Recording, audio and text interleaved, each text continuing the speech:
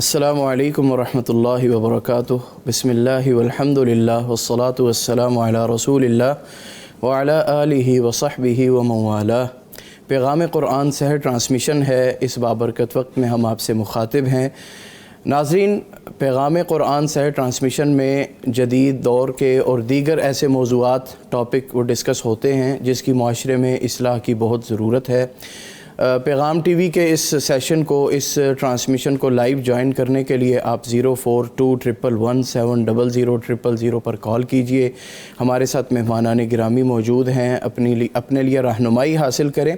آج ہم جس ٹاپک پر بات کرنے جا رہے ہیں وہ ایسا باطنی مرض ہے جو بظاہر نظر تو نہیں آتا، لیکن یہ ایمان کی جڑوں کو کھوکھلا کر دیتا ہے۔ یہ اتنا حساس ایشو ہے کہ جس کے بارے میں اللہ تبارک و تعالی نے قرآن کریم میں اس سے پناہ مانگنے کا حکم دیا ہے۔ وَمِن شَرِّ حَاسِدٍ إِذَا حَسَدَ، بڑی ہی بھیانک چیز ہے۔ اس کے کیا مضمرات ہیں، اس کا نقصان کیا ہے، ان سب چیزوں کے بارے میں آج یہاں پر ڈسکس کریں گے۔ اسٹوڈیوز میں ہمارے ساتھ ہمارے مستقل مہمان پروفیسر ڈاکٹر محمد حماد لکھوی حفظہ اللہ ہمارے ساتھ موجود ہیں۔ اس کے ساتھ ساتھ معروف ریسرچ اسکالر فاضل مدینہ منورہ یونیورسٹی فضیلت الشیخ مولانا محمد ہاشم یزمانی حفظہ اللہ، وہ بھی ہمارے ساتھ موجود ہیں۔ آپ لائیو کالز بھی کریں، ڈاکٹر صاحب سے بھی رہنمائی لیں اور یزمانی صاحب سے بھی اپنے خوابوں کی تعبیر پوچھیں۔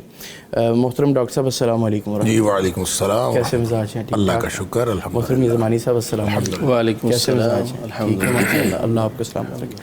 ڈاکٹر صاحب، حسد کی اصل ڈیفینیشن کیا ہے اور یہ رشک سے مختلف کیسے ہے؟ بسم اللہ الرحمن الرحیم۔ حسد ان بیماریوں میں سے ہے بنیادی طور پر جو دل کی بیماری ہے جی، اور لیکن یہ یعنی اس کا اظہار ہو یا نہ ہو، یہ دل کی بیماری اثرات ضرور رکھتی ہے۔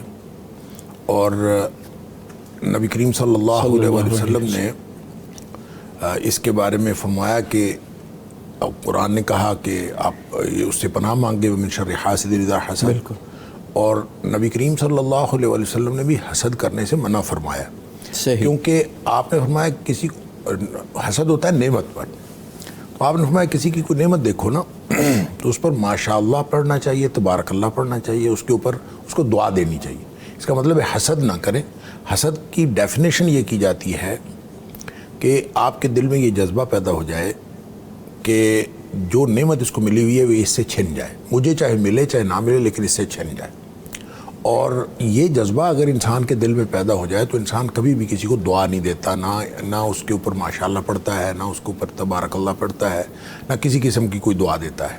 اگر دل میں اس طرح کے جذبات نہ پیدا ہوں تو آدمی دعا دیتا ہے کہ اللہ تعالیٰ اور زیادہ کرے، اللہ تعالیٰ نعمت میں اضافہ کرے۔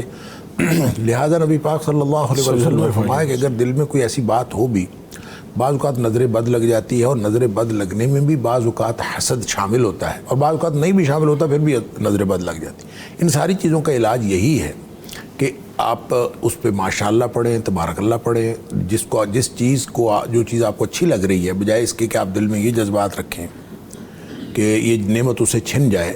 آپ اللہ تعالیٰ سے یہ دعا کر سکتے ہیں کہ اللہ تعالیٰ آپ کو بھی وہ نعمت عطا فرما دے، لیکن اس کو پھر حسد نہیں کہتے، اس کو پھر رشک کہتے ہیں۔ اردو میں اس کے لیے لفظ رشک ہے، اور عربی میں اس کے لیے لفظ ہے غبطہ، اور اس میں تھوڑا سا فرق ڈیفینیشن کا یہ ہے جس کی وجہ سے ایک چیز ناجائز اور ایک چیز جائز ہو جاتی ہے، اور وہ ہے کہ آدمی کے دل میں یہ خیال پیدا ہو اور یہ جذبہ پیدا ہو کہ اللہ تعالیٰ یہ نعمت مجھے بھی دے دے، جس کو ملی ہوئی ہے اس میں کمی یا اس سے چھن جانے کا جذبہ نہ پیدا ہو، بلکہ یہ احساس پیدا ہو کہ یا اللہ اس کی نعمت میں اضافہ کر اور مجھے بھی عطا فرما دے۔ یہ رشک ہے، اور اس طرح کا یہ جو رشک یا غبطہ ہے یہ کیا جا سکتا ہے دوسروں کے ساتھ اس طرح کی اپنے دل میں، کیونکہ مسلمان کا بھائی ہوتا ہے۔ نبی پاک صلی اللہ علیہ وسلم نے فرمایا کہ اپنے بھائی کے لیے بھی وہی چاہو جو اپنے لیے چاہتے ہو۔ اب بھائی کے لیے جو آدمی یہی چاہتا ہے نا کہ اس کی نعمت میں، اپنے لیے آدمی یہی چاہتا ہے کہ نعمت میں اضافہ ہو، تو یہی بھائی کے لیے بھی یہی چاہنا چاہیے۔ لہٰذا یہ ایمان کی علامت ہے کہ آدمی بھائی کے لیے بھی وہی خواہش کرے جو انسان اپنے لیے پسند کرتا ہے۔ تو اس طرح اگر بھائی چارگی کا اور دلوں کے احساسات کا یہ تعلق ہو کہ آدمی اپنے بھائی کے لیے بھی وہی پسند کرے جو اپنے لیے، تو حسد کی جڑ ویسے ہی کٹ جاتی ہے، اور انسان جو ہے ایک یعنی معاشرہ بھائی چارگی کا معاشرہ بنتا ہے. وگرنہ تو پھر لوگ جو ایک دوسرے کے ساتھ حسد کرتے رہیں گے تو آہستہ آہستہ چیزیں جو ہیں وہ خراب سے خراب تر ہوتی چلی جائیں گی. اس لیے حسد سے منع کیا گیا ہے. البتہ رشک جو ہے یا غیبتہ ہے اس کے لیے کوئی حرج نہیں. صحیح بات. یسمانی صاحب، حسد یہ انسان کی روزمرہ کی لائف کے معاملات کو متاثر کرتا ہے، اور یہ جو بیماریاں ہیں ڈپریشن کی، ذہنی دباؤ کی اور بے چینی کی، حسد اس کا ذریعہ ہے؟ بسم اللہ الرحمن الرحیم. بالکل، یہ ہر قسم کی بیماری جو ذہنی، نفسیاتی، ڈپریشن، ان چیزوں کے پیچھے حسد یہ بنیاد ہے. جیسا کہ کل بھی ڈاکٹر صاحب نے فرمایا کہ جب آدمی کسی کی غیبت کرتا ہے نا تو پھر وہ چھپی نہیں رہ سکتی. اسی طرح جب آدمی حسد کرتا ہے نا کسی سے تو وہ چھپا ہوا نہیں رہ سکتا. ذہنی یعنی بظاہر وہ کہے گا کہ تیری گاڑی بڑی اچھی ہے، فلاں ہے فلاں ہے، لیکن اگر اس کے اندر حسد کے جذبات ہیں نا وہ دونوں کے تعلقات پر ضرور اثر انداز ہوں گے. صحیح. اور وہ اس نعمت کے چھن جانے کا تمنا ہی کر سکتا ہے نا، خواہش ہی کر سکتا ہے. کرنا نہ کرنا وہ تو اللہ تعالیٰ کے اختیار میں ہے. اور یہ حاسد کے لیے کتنی بڑی آزمائش اور کتنی بڑی ایک ڈپریشن ہے کہ جو چیز اس کے بھائی کو اللہ نے دی ہے وہ اس کے زوال اور اس کے چھن جانے کی ایسی خواہش کر رہا ہے کہ جو اس کے اختیار میں ہی نہیں ہے، اور وہ اندر ہی اندر کھٹتا چلا جا رہا ہے. جب آدمی کسی کی نعمت پر نظر اس لیے ٹکائے ہوئے ہے کہ یہ اس کے پاس کیوں ہے، اب یہ بہت بڑی تکلیف ہے. یعنی یہ نہیں کہ آدمی کوشش کرے کہ مجھے یہ مل جائے، میں بھی کوشش کروں، میں بھی اس جیسی گاڑی لے لوں، اس جیسا گھر بنا لوں. کوشش نہیں کرتا، بلکہ وہ اسی چکر میں ہے، وہ اسی تکلیف کو اپنے دل میں پالے ہوئے ہے کہ اس کے پاس کیوں ہے. اب اس کیوں کا جواب نہ میرے پاس ہے نہ آپ کے پاس ہے، وہ اللہ تعالیٰ نے دی ہے. تو آپ اللہ تعالیٰ کی رضا پہ راضی رہیں. تو اس لیے یہ جتنی بھی بیماریاں ہیں، اب جو آدمی اس طرح کسی کے نقصان کے بارے میں سوچتا ہے، وہ ایک ضرب المثل ہے، من حفر حفرة لأخیہ وقع فیہا، وہ اس سے اس نعمت کے چھن جانے کی خواہش کر رہا ہے. اس سے تو نہ چھنے، بلکہ اللہ تعالیٰ آپ کو کسی ایسی مصیبت میں، آزمائش میں ڈال دے اور آپ اسی گڑھے کے اندر گر جائیں کہ جس کے اندر آپ اس کو گرانا چاہتے ہیں. تو اور جو معاشرتی تعلقات ہیں باہم، دوستوں کی دوستیاں، رشتہ داروں کی رشتہ داریاں، کوئی آدمی گھر بناتا ہے، رشتہ دار اور ساتھ محلے والے ایسے ہی، یہ ایسے نہ بناؤ، یہ ایسے نہ کرو، شیڈ نہ نکالو، یہ نہ کرو. اب اس کے پیچھے بنیاد کیا ہوتی ہے کہ یہ گھر کیوں بنا رہا ہے، اس کو اللہ تعالیٰ نے یہ کیوں دیا ہے، یہ کیوں گھر کھڑا کر رہا ہے. تو ایسے یہ وہ معاشرتی بگاڑ، معاشرتی تعلقات کے اندر دراڑ، یہ اس کی بنیاد حسد ہے. اور حسد جو ہے وہ انسان کے صرف تعلقات پر اثر انداز نہیں ہوتا، بلکہ انسان کے عبادات پر بھی اثر انداز ہوتا ہے. اس کے لیل و نہار کے جو شب و روز کے معمولات ہیں اس پر بھی اثر انداز ہوتا ہے. انسان جب کسی کی نعمت کو دیکھ کر، آج کل سوشل میڈیا کا دور ہے، تو ویسے تو ہمیں سوشل میڈیا پر اپنی نعمتیں، اپنے اوپر جو اللہ نے احسانات کیے ہیں ان کا چرچا کرنا بھی نہیں چاہیے، گریز کرنا چاہیے. لیکن اگر ہم دیکھتے ہیں کسی کی یہ چیزیں، تو اگر اس کے اندر حسد کی بیماری ہے نا، وہ تہجد کے وقت اس کے سامنے آئے، سوشل میڈیا ہے، سب استعمال کرتے ہیں جی. اب وہ قبولیت کا وقت ہے، اللہ تعالیٰ سے وہ دعا کرے، جیسا محترم ڈاکٹر صاحب نے بھی فرمایا کہ آپ اس کے لیے دعا کریں، ماشاء اللہ پڑھیں، اور اس کی یہ چیز آپ نے دیکھی ہے، آپ کے پاس اتنا بڑا گولڈن چانس ہے. اگر کسی کی نعمت دیکھی ہے نا تو آپ اس کی عدم موجودگی میں اس کے زوال کی خواہش کرنے کی بجائے، یا اللہ اس کی گاڑی میں، اس کے گھر میں، اس کے مال دولت میں برکت عطا فرما. جب عدم موجودگی میں آپ نے دعا کر دی ہے نا تو اس کا مطلب آپ کے دل میں حسد نہیں ہے. اور جب آپ نے اس کی عدم موجودگی میں دعا کر دی ہے تو صرف وہ دعا قبول نہیں ہوگی، بلکہ آپ کو بھی اس کا مثل اللہ تعالیٰ عطا فرمائے گا، کیونکہ اللہ تعالیٰ فرشتے کو بھیج دیتا ہے. وہ فرشتہ وہاں آ کر کہتا ہے کہ یا اللہ یہ اس کی عدم موجودگی میں اس کی گاڑی کے لیے، اس کے گھر کے لیے، اس کے کاروبار کی بہتری کے لیے، اس کے تحفظ اور حفاظت کے لیے دعا کر رہا ہے. یا اللہ اس کے بھائی کو بھی عطا فرما اور اس کو بھی وہی کچھ عطا فرما جو اپنے بھائی کے لیے مانگ رہا ہے. تو اتنا گولڈن چانس ہوتا ہے کہ ہم وہی چیز لے سکتے ہیں، لیکن ہم اندر کڑ کر جلن کا شکار ہو کر تو وہ ہمیں بھی نہیں ملنی اور اس سے تو نہیں چھنے گی انشاءاللہ. اس کا کیا قصور ہے؟ اس کو اللہ تعالیٰ نے دیا ہے. فَلَا تَتَمَنَّوْا مَا فَضَّلَ اللَّهُ بِهِ بَعْضَكُمْ عَلَىٰ بَعْضٍ. اللہ نے فضل کیا ہے تو اللہ تعالیٰ کے فضل کو ہم چھین تو نہیں سکتے. ذَلِكَ فَضْلُ اللَّهِ يُؤْتِيهِ مَن يَشَاءُ. تو یہ اللہ کا فضل ہے، جسے وہ دیتا ہے، عطا کرتا ہے. تو اس کے چھن جانے کی حسرت لیے ہوئے یہ انسان قبروں میں پہنچ جاتا ہے، لیکن اس کی جو ڈپریشن ہے، اس کی بیماری ہے، وہ کبھی ختم نہیں. صحیح بات. ڈاکٹر صاحب اس میں آپ بھی کچھ اضافہ فرمائیں، مزید رہنمائی کریں. اصل میں نا اس کو ذرا وسیع تناظر میں دیکھنا چاہیے. انسان کی جو فطرت ہے، انسان کی جو سرشت ہے، اس کے اندر اللہ کریم نے یہ جو نعمت کی آرزو کرنا یا تمنا کرنا یا کسی بھی چیز پر جب نگاہ پڑتی ہے تو آدمی اس کے بارے میں اٹریکٹ ہوتا ہے. اور یہ پوری دنیا کی جو مادی زندگی ہے اس کے بارے میں ہے تو یہ حقیر کہ نبی کریم صلی اللہ علیہ وسلم نے فرمایا کہ اگر یہ مچھر کے پر کے برابر بھی ہوتی تو اللہ تعالیٰ کسی کافر کو ایک گھونٹ پانی کا نہ دیتا. تو اس میں جب یہ فرمایا کہ لو کانت الدنیا تعدل عند اللہ، اگر ہوتی، جو اس کا مطلب ہے مچھر تو کیا چیز ہے، مچھر کے پر کے برابر بھی نہیں ہے، اس قدر حقیر ہے. صحیح بات. لیکن خود اللہ فرماتا ہے کہ انا جعلنا ما علی الارض زینۃ اللہ، اس کو خوبصورت ہم نے خود بنایا ہے، اٹریکشن اس میں رکھی ہے اور یہ پرکشش ہے. کیوں؟ لیبلوہم ایہم احسن عملا، تاکہ ان کا امتحان کرے کہ کون اچھے عمل کرتا ہے. مادی دنیا کی طرف اٹریکشن، پوری اٹریکشن ہونے کے باوجود پھر کون کرتا ہے. اچھا، پھر آپ کی جب بھی قرآن کہتا ہے کہ جب نگاہیں پڑتی ہیں کسی بھی چیز پر تو آدمی اس کو جو ہے وہ حاصل کرنے کی کوشش کرتا ہے اور دل میں تمنا ہوتی ہے کہ مجھے مل جائے. اور قرآن کہتا ہے وَلَا تَمُدَّنَّ عَيْنَيْكَ إِلَىٰ مَا مَتَّعْنَا بِهِ أَزْوَاجًا مِّنْهُمْ زَهْرَةَ الْحَيَاةِ الدُّنْيَا لِنَفْتِنَهُمْ فِيهِ. خام خواہ اپنی آنکھیں لمبی کر کے نہ دیکھو بڑی گاڑی، بڑی کوٹھی، فلاں مل گیا فلاں، نہیں، نہ دیکھو. کیوں؟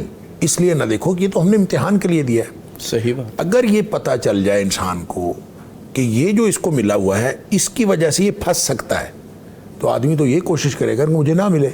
آدمی کو شکر کرنا چاہیے کہ شکر ہے مجھے نہیں ملا، لیکن چونکہ اس کو سمجھ رہا ہوتا ہے کہ یہ بڑی نعمت ہے، بڑا رزق ہے. اللہ تعالیٰ فرماتا ہے رزق ربک خیر و ابقیٰ، تیرے رب کا جو رزق ہے وہ زیادہ بہتر اور زیادہ باقی رہنے والا. اب حکم کیا ہے؟ دل کر رہا ہے یہ نعمت مل جائے، فرمایا وَأْمُرْ أَهْلَكَ بِالصَّلَاةِ وَاصْطَبِرْ عَلَيْهَا، اپنے گھر والوں کو بھی نماز کا حکم دو، خود بھی نماز پہ ڈٹے رہو. اب ایسے لگتا ہے دل کر رہا ہے مٹھائی کھانے کو اور اس کو کہا جائے کہ تو پانی بھی نہ پی، چپ کر کے بیٹھ جائے. یعنی جس چیز کو دل کر رہا ہے بالکل اس کے اگینسٹ ایک بات کہی. یہ مرغوبات نفس ہیں اور وہ مکروہات نفس میں سے ہیں. یہ سارا سسٹم بنتا ہے امتحان کے ساتھ. صحیح. اب جب کوئی شخص کسی نعمت کو دیکھ کر، اب اس کو یہ تو پتہ ہے مجھے نہیں ملی، بالکل، اب وہ خود احساس محرومی کا شکار ہے. جس کو امتحان کے احساس میں اور اس ایمانیات میں جو کمی کا شکار ہے، اس کو جب بھی کوئی نعمت دیکھے گا اس کو یہ تو احساس ہے کہ مجھے نہیں ملی، اور فوراً اس کے دل میں یہ خیال پیدا ہونے کا امکان ہے. شیطان بھی ساتھ ہے، نفس بھی ساتھ ہے. تو یہ امکان ہوتا ہے کہ آدمی دل میں یہ خیال کرے کہ اس کو کیوں ملی ہوئی ہے. بس یہ جب دل میں کیوں آتا ہے نا کہ اس کو کیوں ملی ہوئی ہے، اس سے حسد کے جذبات پیدا ہونا شروع ہو جاتے ہیں. اگر انسان یہ سمجھے کہ یہ حالت امتحان میں ہے، وہ بھی حالت امتحان میں، میں بھی حالت امتحان میں ہوں، پھر دنیا کے بارے میں تو انسان کا مسئلہ ہی حل ہو جاتا ہے. نبی کریم صلی اللہ علیہ وسلم نے فرمایا پھر بھی اگر آپ یہ فطری طور پر مسائل ہوتے ہیں تو آپ ایسا کریں، دنیا کے معاملے میں اپنے سے نیچے والوں کو دیکھیں، اپنے سے اوپر والوں کو نہ دیکھیں. نیچے والوں کو دیکھیں گے تو آپ کے دل میں شکر کے جذبات پیدا ہوں گے، اوپر والوں کو دیکھیں گے تو حسد کے جذبات پیدا ہوں گے. تو نیچے والے کو دیکھیں، جب آپ نیچے والے کو دیکھیں گے پھر شکر کے جذبات پیدا ہوں گے. اور شکر ہی ایک مومن کا جو خاصہ ہے وہ یہی ہے کہ وہ شکر کرتا ہے ہر حال میں. دین کے معاملے میں البتہ نبی پاک صلی اللہ علیہ وسلم نے فرمایا کہ اپنے سے اوپر والے کو، سبحان اللہ، اوپر والے کو دیکھو تو کیا دل میں جذبہ پیدا ہوگا کہ یہ اتنا نیک آدمی ہے تو مجھے بھی ہونا چاہیے. یہ اگر جذبہ پیدا ہو گیا تو یہ بڑا مبارک جذبہ ہے. اس لیے نبی پاک صلی اللہ علیہ وسلم لا حسد الا فی اثنتین، دو باتوں میں جو ہے ہم اس کا، یا الفاظ تو حسد کے ہیں لیکن ہم اس کا ترجمہ کرتے ہیں رشک، یعنی وہ غیبتہ والا ہے. یہ کہ اس کے وہ دو چیزوں میں کس میں کیا جا سکتا ہے، ایک جس کو اللہ نے قرآن دیا ہے اور دن رات قرآن کے ساتھ زندگی گزار رہا ہے، جس کو اللہ نے مال دیا ہے اور دن رات وہ اللہ کے راستے میں خرچ کر رہا ہے، اور کسی کے دل میں یہ خیال آتا ہے یا اللہ مجھے بھی مال دے دے اور میں بھی اس طرح سے خرچ کروں اور مجھے بھی قرآن کی نعمت عطا فرما کہ میں بھی ہر وقت جو ہے وہ قرآن کے ساتھ زندگی گزاروں، اگر کوئی شخص یہ دل میں خیال کرے تو یہ تو بہت اچھی بات ہے۔ باقی اس کے علاوہ جتنی چیزیں ہیں وہ تو پھر ایسے ہی دنیا کی نعمتیں، اس کے بارے میں یہی فرمایا کہ اپنی توجہ ڈائیورٹ کریں۔ توجہ ڈائیورٹ کرنے کے علاوہ اور کوئی حل نہیں ہے۔ اور توجہ ڈائیورٹ کیسے کرنی ہے؟ نیچے والوں کو دیکھ کے، دنیا کے اعتبار سے کم جن کے پاس کم دنیا، آپ سے کتنے غریب لوگ ہیں، کتنے، آپ کو اگر اللہ تعالیٰ نے موٹر سائیکل دی ہے اور گاڑی نہیں دی ہو، تو بجائے اس کے کہ گاڑی کی طرف دیکھ کر آپ حسرتیں اور حسد کو پالیں، آپ کسی سائیکل والے کی طرف دیکھ کر اور پیدل کی طرف والے کی طرف دیکھ کر آپ شکر کریں کہ اللہ تعالیٰ نے آپ کو موٹر سائیکل تو دی۔ صحیح بات۔ اللہ حاضل قیاس، یہ اصل میں پوری زندگی کے ایک ڈسپلن کو، جو پازیٹیو ڈسپلن ہے، اس کو چھوڑ دینے سے، اس کو ترک کرنے سے حسد کے جذبات پیدا ہوتے ہیں۔ اس لیے نبی پاک صلی اللہ علیہ وآلہ وسلم نے ظاہری طور پر جو نعمت کا حاصل ہونا ہے اس کی دعا سے منع نہیں کیا۔ آپ نعمت کے لیے دعا کریں، نبی پاک صلی اللہ علیہ وسلم ہمارا جوتی کا چشمہ بھی ٹوٹ جائے تو اللہ سے مانگیں، جو آپ نے مانگنا ہے مانگیں، ربنا آتینا فی الدنیا حسنہ وفی الآخرۃ حسنۃ وقنا عذاب النار۔ لیکن اگر کسی دوسرے کو ملی ہوئی ہے تو اس کے بارے میں یہ سوچنا کہ یہ تھوڑا سا کم ہو جائے تاکہ ہم برابر ہو جائیں، یہ انسان کی نفسیات ہے کہ وہ بھی کم ہو جائے اور ہم نہیں۔ اگر دل میں امتحان کا پورا سسٹم موجود ہے تو پھر وہ جو یزمانی صاحب فرما رہے تھے کہ آدمی پھر دعا کرتا ہے اور یہ دعا کر دے کہ یا اللہ ان کو اور زیادہ اللہ تعالیٰ دے، جو ہی آپ نے یہ دعا کی تو فرشتہ آپ کے لیے دعا کرنا شروع کر دے گا۔ تو یہ گویا آپ کو فائدہ ہی فائدہ ہے دونوں طرح سے۔ اگر آپ پازیٹیو وے پہ چلیں گے، نیگیٹو وے پہ چلیں گے تو پھر یہ نقصان ہے۔ بالکل صحیح۔ یزمانی صاحب، ابھی آپ نے بھی اس پر بات کی، ڈاکٹر صاحب نے بھی بات کی، ایک نفسیاتی کا مسئلہ ہے۔ لوگ اپنی بہتری پر نظر رکھنے کی بجائے، اس کو دیکھنے کی بجائے دوسروں کے مقدر پہ ہی کیوں کوڑتے ہیں؟ آج کل نا فیس بک پہ آپ لکھ دیں الحمدللہ، صرف اتنا لکھ دیں تو نیچے کمنٹس دیکھیے گا تو کمنٹس آئیں گے خیر ہے، کیا مل گیا ہے، کیا، وہ کسی اور چکر میں الحمدللہ اس نے کہا ہے۔ تو یعنی ہر بندہ اپنی کامیابی کو دیکھنے کی بجائے وہ دوسرے کی کامیابی یا ناکامی پر نظر رکھے ہوئے ہے، اور یہی حسد کی بنیادی پہچان بھی ہے کہ جیسے ہی کسی کو مصیبت میں پھنسا ہوا بندہ دیکھے، کسی کا چلتا ہوا کاروبار ڈوبا ہوا دیکھے، تو اس کے اندر نا خوشی کے جذبات اگر آ جائیں تو سمجھو وہ حاسد ہے، اور اگر کسی کو مصیبت میں پھنسا ہوا دیکھے تو وہ بھی ویسے ہی دل گرفتہ ہو جیسے وہ مصیبت میں پھنسا ہوا ہے، تو اس کا مطلب اس بندے کے دل میں حسد نہیں ہے۔ ہم ایک دوسرے کو السلام علیکم کہتے ہیں، میں آتا ہوں آپ کو کہتا ہوں السلام علیکم، آپ کہتے ہیں السلام علیکم، تو اس السلام علیکم کا مطلب کیا ہے کہ آپ سلامت رہیں، آپ کا مال سلامت رہے، آپ کی ہر چیز سلامت رہے، یہ میری طرف سے دعا ہے۔ تو اگر میرے دل میں حسد چھپا ہوا ہے تو یہ منہ سے السلام علیکم کہنا، اس کا مطلب تو منافقت بھی ہے۔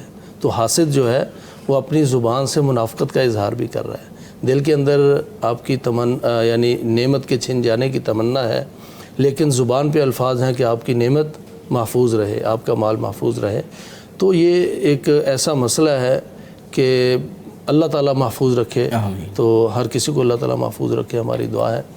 تو یہ بالکل آج کل کا مسئلہ، آپ نے جو نفسیاتی طور پر پوچھا تھا کہ آدمی اپنی کامیابی کی بجائے، جیسے محترم ڈاکٹر صاحب فرما رہے تھے نا کہ تمنا ہے، بالکل یہ انسان کی خواہش، انسان کی فطرت ہے کہ انسان بنیادی طور پر دوسرے سے تقابل کرتا ہے، اپنے بچوں کا دوسرے بچوں سے تقابل کرتا ہے، اپنی گاڑی کا دوسری، یعنی یہ انسان کی فطرت ہے، تقابل کرتا ہے۔ لیکن اس تقابل کے بعد اگر اس تک پہنچنے کے لیے اس کی یہ خواہش ہو کہ اس کی بریک لگ جائے اور میں وہاں تک پہنچ جاؤں، یہ غلط ہے۔ لیکن اگر یہ خواہش ہو کہ وہ بھی چلتا رہے، میں ذرا تھوڑا سا زیادہ سپیڈ سے چلوں تاکہ اس کے برابر پہنچ جاؤں، اور جس مقام پر وہ کھڑا ہے اور جس طرح وہ اللہ کے راستے میں خرچ کر رہا ہے، جس طرح وہ اللہ کے دین پر خرچ کر رہا ہے، تو میں بھی اسی سپیڈ سے وہاں تک پہنچ کے اس کے برابر جا کر اللہ کے راستے میں خرچ کروں۔ تو کسی کی بریک لگنے کی امید نہ کرے، خواہش نہ کرے، بلکہ وہ بھی چلتا رہے اور میں بھی چلتا چلتا اس تک پہنچ جاؤں، تو یہ بہترین چیز ہے۔ بہت خوب۔ ایک کالر شامل کریں گے۔ السلام علیکم ورحمۃ اللہ، کالر ہیں ہمارے ساتھ، جی فرمائیے۔ جی میرا سوال یہ ہے کہ میں آن لائن بزنس کرتی ہوں جی اور میں کریڈٹ پہ اسٹاک لیتی ہوں اور آگے میں لیڈیز کے کپڑے ہوتے ہیں وہ سیل کرتی ہوں. تو مجھے اس پہ زکوٰۃ کس طرح سے ادا کرنی ہے؟ کیونکہ میرا جب اسٹاک جو ہوتا ہے وہ ابھی ختم نہیں ہوتا، لیکن میرے جو اوپر میرے کریڈٹ ہے یعنی کہ مجھے وہاں پہ پیبل ہوتی ہے اماؤنٹ میری کہ میں نے پے کرنی ہوتی ہے جو ابھی، یعنی کہ اگر میں اسٹاک لے رہی ہوں مجھے پیسے تو آ رہے ہیں لیکن میرے پچھلے پے کرنے والے بھی ہوتے ہیں. ایک سال گزر جاتا ہے لیکن میرا پچھلا پے کرنے والا ہوتا ہے اور آگے سے اسٹاک آتا جاتا ہے اور پھر میں وہ سیل کرتی ہوں اور پچھلے پیسے ادا کرتی جاتی ہوں اور آگے. تو جب میرے اوپر وہ قرض ہوتا ہے ایک طرح سے تو میں کس طرح سے زکوٰۃ ادا کروں گی؟ مجھے اس کا پوچھنا ہے کہ میں اس کی کس طرح سے کیلکولیشن کروں گی زکوٰۃ کی. بہت شکریہ کال کرنے کے لیے. یہ ہماری قریبی عزیزہ ہیں اور بڑا دین کا جذبہ رکھتی ہیں. اچھا ماشاءاللہ ماشاءاللہ. اچھا جی، یہ جو بزنس ہے اس میں جو زکوٰۃ ہوتی ہیں وہ total volume of the business کے اوپر ہوتی ہے. والیوم آف دا بزنس کا مطلب ہے جو آپ کی بزنس کموڈٹی، جس چیز کو آپ سیل پرچیز کر رہے ہیں وہ بھی، اور جو آپ کا اس میں منافع آیا ہے، جو آپ کا بینک بیلنس ہے یا کیش پڑا ہوا ہے واٹ ایور، اس سارے کو جو رننگ سرمایہ ہے نا، اس سارے کو کیلکولیٹ کریں گے کہ ٹوٹل کتنا ہے. وہ جتنا ہے اس کے اوپر اگر وہ آج آپ نے 10 لاکھ میں بزنس شروع کیا تھا اور سال بعد وہ 20 لاکھ ہو گیا تو 20 لاکھ پہ زکوٰۃ ہوگی، 10 پہ نہیں ہوگی، کیونکہ وہ بھی مال آپ نے اسی میں سے کمایا. اب رہ گئی بات یہ کہ کوئی آدمی کریڈٹ پہ اٹھا رہا ہے مال تو، اور اس نے آگے سے اگرچہ اس کو منافع آ رہا ہے لیکن وہ پیچھے اس نے پیسے بھی دینے ہوتے ہیں. تو سادہ سا حساب ہے کہ آپ نے جتنے پیسے دینے ہیں اس کو مائنس کر لیں. آپ کے پاس بینک میں پڑے ہوئے ہیں کچھ پیسے، کوئی منافع آیا ہوگا، کچھ آپ کے پاس پیسے ہوں گے، کچھ آپ کے پاس سٹاک پڑا ہوگا. آپ ٹوٹل کا حساب لگا لیں اس وقت آپ کا بزنس کتنے کا ہے، اس میں سے آپ نے دینے کتنے ہیں لوگوں کے وہ مائنس کر لیں، اور لینے کتنے ہیں یہ بھی ہو سکتا ہے کچھ پیمنٹ پینڈنگ ہوگی جو آپ نے ابھی لینے ہوں گے، جو لینے ہیں وہ ایڈ کر لیں، جو دینے ہیں وہ مائنس کر لیں. پھر دیکھیں کہ آپ کا بزنس کتنا ہے، اور وہ اگر نصاب سے بڑا ہوا ہے تو پھر آپ کو اس کاروبار کے اوپر زکوٰۃ دینی پڑے گی. اگر وہ کم ہے تو پھر کوئی حرج نہیں ہے، اگر کوئی آپ کے وہ بنتا ہی نہیں ہے، زکوٰۃ ہوا ہی نہیں تو پھر کوئی بات نہیں ہے. لیکن حساب کرنے کا طریقہ یہ ہے کہ جو آپ نے دینا ہے اس کو مائنس کر لیں، جو لینا ہے اس کو ایڈ کر لیں، اور پھر total volume of the business کے اوپر زکوٰۃ دے دیں. بالکل ٹھیک ہے ڈاکٹر صاحب. اس میں نا کچھ لوگوں کا یہ تو سال کا بتایا نا، کچھ لوگوں کا یہ ہوتا ہے کہ سامان لینے گئے اور 2 ہفتے بعد آتے ہیں دوبارہ سامان لینے کے لیے. وہ کہتے ہیں وہ جب نیا سامان لینے آئیں گے تو پچھلے پیسے دے جائیں گے. اب رمضان کا مہینہ ان کا زکوٰۃ کا مہینہ ہے، وہ جو 2 ہفتوں کا جو قرض ہے اس کو بھی مائنس کریں گے یا نہیں؟ نہیں 2 ہفتوں کے مسئلہ نہیں ہے. آپ نے دیکھیں جس وقت آپ نے زکوٰۃ پے کرنی ہے نا اس وقت آپ نے طے کرنا ہے. کیلکولیشن تو آپ کسی ایک دن کریں گے نا. آپ نے 1 مارچ کو رکھی ہوئی ہے یا آپ نے 1 رمضان کو رکھی ہوئی ہے، جس دن آپ نے کیلکولیشن کرنی ہے اس دن آپ دیکھیں گے کہ اس وقت آپ نے پیسے کتنے دینے ہیں کتنے لینے ہیں. اگر آپ نے وہ چاہے 2 ہفتے کے ہوں چاہے 2 دنوں کے ہیں، 1 دن کا بھی ہو سکتا ہے کہ آپ نے 1 دن پہلے جو ہے وہ کسی کو مال دیا ہے، پیسے ابھی لینے ہیں، 1-2 دن پہلے مال اٹھایا ہے، پیسے ابھی دینے ہیں. تو یہ 1-2 دن کی بات بھی ہو سکتی ہے، چند گھنٹوں کی بات بھی ہو سکتی ہے. لیکن جس وقت آپ حساب کر رہے ہیں، جس دن حساب کر رہے ہیں، جو لینا ہے وہ ایڈ کر لیں، جو دینا ہے وہ مائنس کر لیں، پھر آپ اس کا حساب کر لیں. صحیح ٹھیک. ابھی یزمانی صاحب ذکر کر رہے تھے کہ یہ حسد جو ہے یعنی حاسد منافقت کا اظہار بھی کرتا ہے السلام علیکم، لیکن اس کے دل میں سلام کرنے والے کے بارے میں اور خیالات چل رہے ہوتے ہیں نیگیٹو. یہ ہمارے معاشرے میں ڈاکٹر صاحب تقریباً 90% ایسا ہے اس وقت، الا من رحم ربی. کوئی کسی سے ملتا ہے لیکن جس شخص سے سلام بھی کیا جا رہا ہے اسے پتہ ہے کہ اس شخص کے میرے بارے میں کیا جذبات ہیں. اچھا وہ آدمی جو حسد کا شکار ہے اور اس کو فیس بھی کر رہا ہے، اس کے بارے میں آپ کیا نصیحت کریں گے؟ اس کو اس کے ساتھ کیا رویہ کرنا چاہیے؟ نہیں، جس سے حسد کیا جا رہا ہے اس کو رویہ کیسا دیکھیں معاشرے میں یہ ہوتا ہے نا، نہیں جو حسد کرنے والا ہے وہ تو آپ نے کہا منافقت کر رہا ہے یا واٹ ایور، وہ آپ کو اسلام کہہ رہا ہے، تو آپ یہ دوسرے کے لیے ہدایت پوچھ رہے ہیں کہ اس کو کیا کرنا چاہیے. اس کے دل میں محسود بندہ تو اس نے تو ہمیشہ، جو محسود ہے اس نے تو ہمیشہ اچھا ہی رویہ رکھنا ہے. اس نے کیوں اس بات سے جو ہے اس نے السلام علیکم کہا تو یہ وعلیکم السلام نہ کہے کیونکہ یہ میرے ساتھ حسد کر رہا ہے تو میں اس کو وعلیکم السلام نہیں کہتا. نہیں، اس کے پاس کوئی جسٹیفیکیشن نہیں ہے اس کے ساتھ اچھا سلوک نہ کرنے کی. اس نے اچھا سلوک ہی کرنا ہے. اس کے پاس کوئی اس کا جواز نہیں ہے کہ وہ کہے کہ چونکہ میرے ساتھ یہ حسد کرتا ہے لہذا میں تو اس کے ساتھ اب تعلقات اچھے رکھوں گا ہی نہیں. یہ ایسا نہیں کر سکتا. اصل میں دیکھیں یہ جو حسد ہے نا، اس کے بارے میں کہا جاتا ہے کہ یہ اللہ کی تقسیم پر اعتراض کرنے کی بات ہے. یعنی اس کی ڈیفینیشن میں یہ بھی کہا جاتا ہے کہ گویا کسی کو اللہ نے زیادہ دے دیا ہے, آپ کو اللہ نے کم دیا ہے, تو آپ ذہن میں سوچتے ہیں کہ یہ تو میرے پاس بھی ہونا چاہیے, اس سے یہ تو آدمی اس قابل ہے ہی نہیں کہ اس کے پاس ہو, میٹرک پاس ہے, اس نے پڑھا نہیں, انڈر میٹرک ہے, اس کو بات کرنے کا سلیقہ نہیں ہے, اس کو اتنا کروڑ پتی اربپتی بن گیا. ابھی اللہ نے دینا ہے, اللہ تعالیٰ فرماتا ہے یہ ہم نے دیا ہے. اور تو طبقات معیشت بنائے ہیں, اللہ تعالیٰ قرآن میں فرماتا ہے یہ ہم نے نحن قسمنا بینہم معیشتہم, ہم نے ان کے درمیان یہ معیشت تقسیم کیا. لہذا کوئی یہ اصل میں امتحان کا انداز ہے. جیسے میں نے پہلے کہا, کسی کو اللہ تعالیٰ دے کے آزماتا ہے, کسی سے اللہ تعالیٰ چھین کے آزماتا ہے. جس کو ملا ہوا ہے وہ ضروری نہیں نعمت ہو, صحیح بات ہے, وہ بہت بڑی مصیبت ہو سکتی ہے, آزمائش بھی ہے, آزمائش امتحان ہے, اور وہ امتحان ہی ہوتا ہے. لیکن امتحان بعض اوقات بظاہر کامیابی ہوتی ہے. مثلا دیکھیں آپ تجارت کر رہے ہیں, تجارت کو آپ کو منافع ہو رہا ہے, تو وہ اگلی سطح کا پھر امتحان شروع ہو جاتا ہے. وہ منافع جو ہے وہ بھی تو امتحان ہے نا, کہ وہ جب آپ کے پاس پیسے آئیں گے تو پھر آپ نے اس کو کیا کرنا ہے. تو ہر ایک روپیہ جو آپ کما رہے ہیں اس پر بھی امتحان ہے, جو خرچ کر رہے ہیں اس پر بھی امتحان ہے. تو زیادہ آئیں گے تو امتحان بڑا ہوتا جائے گا.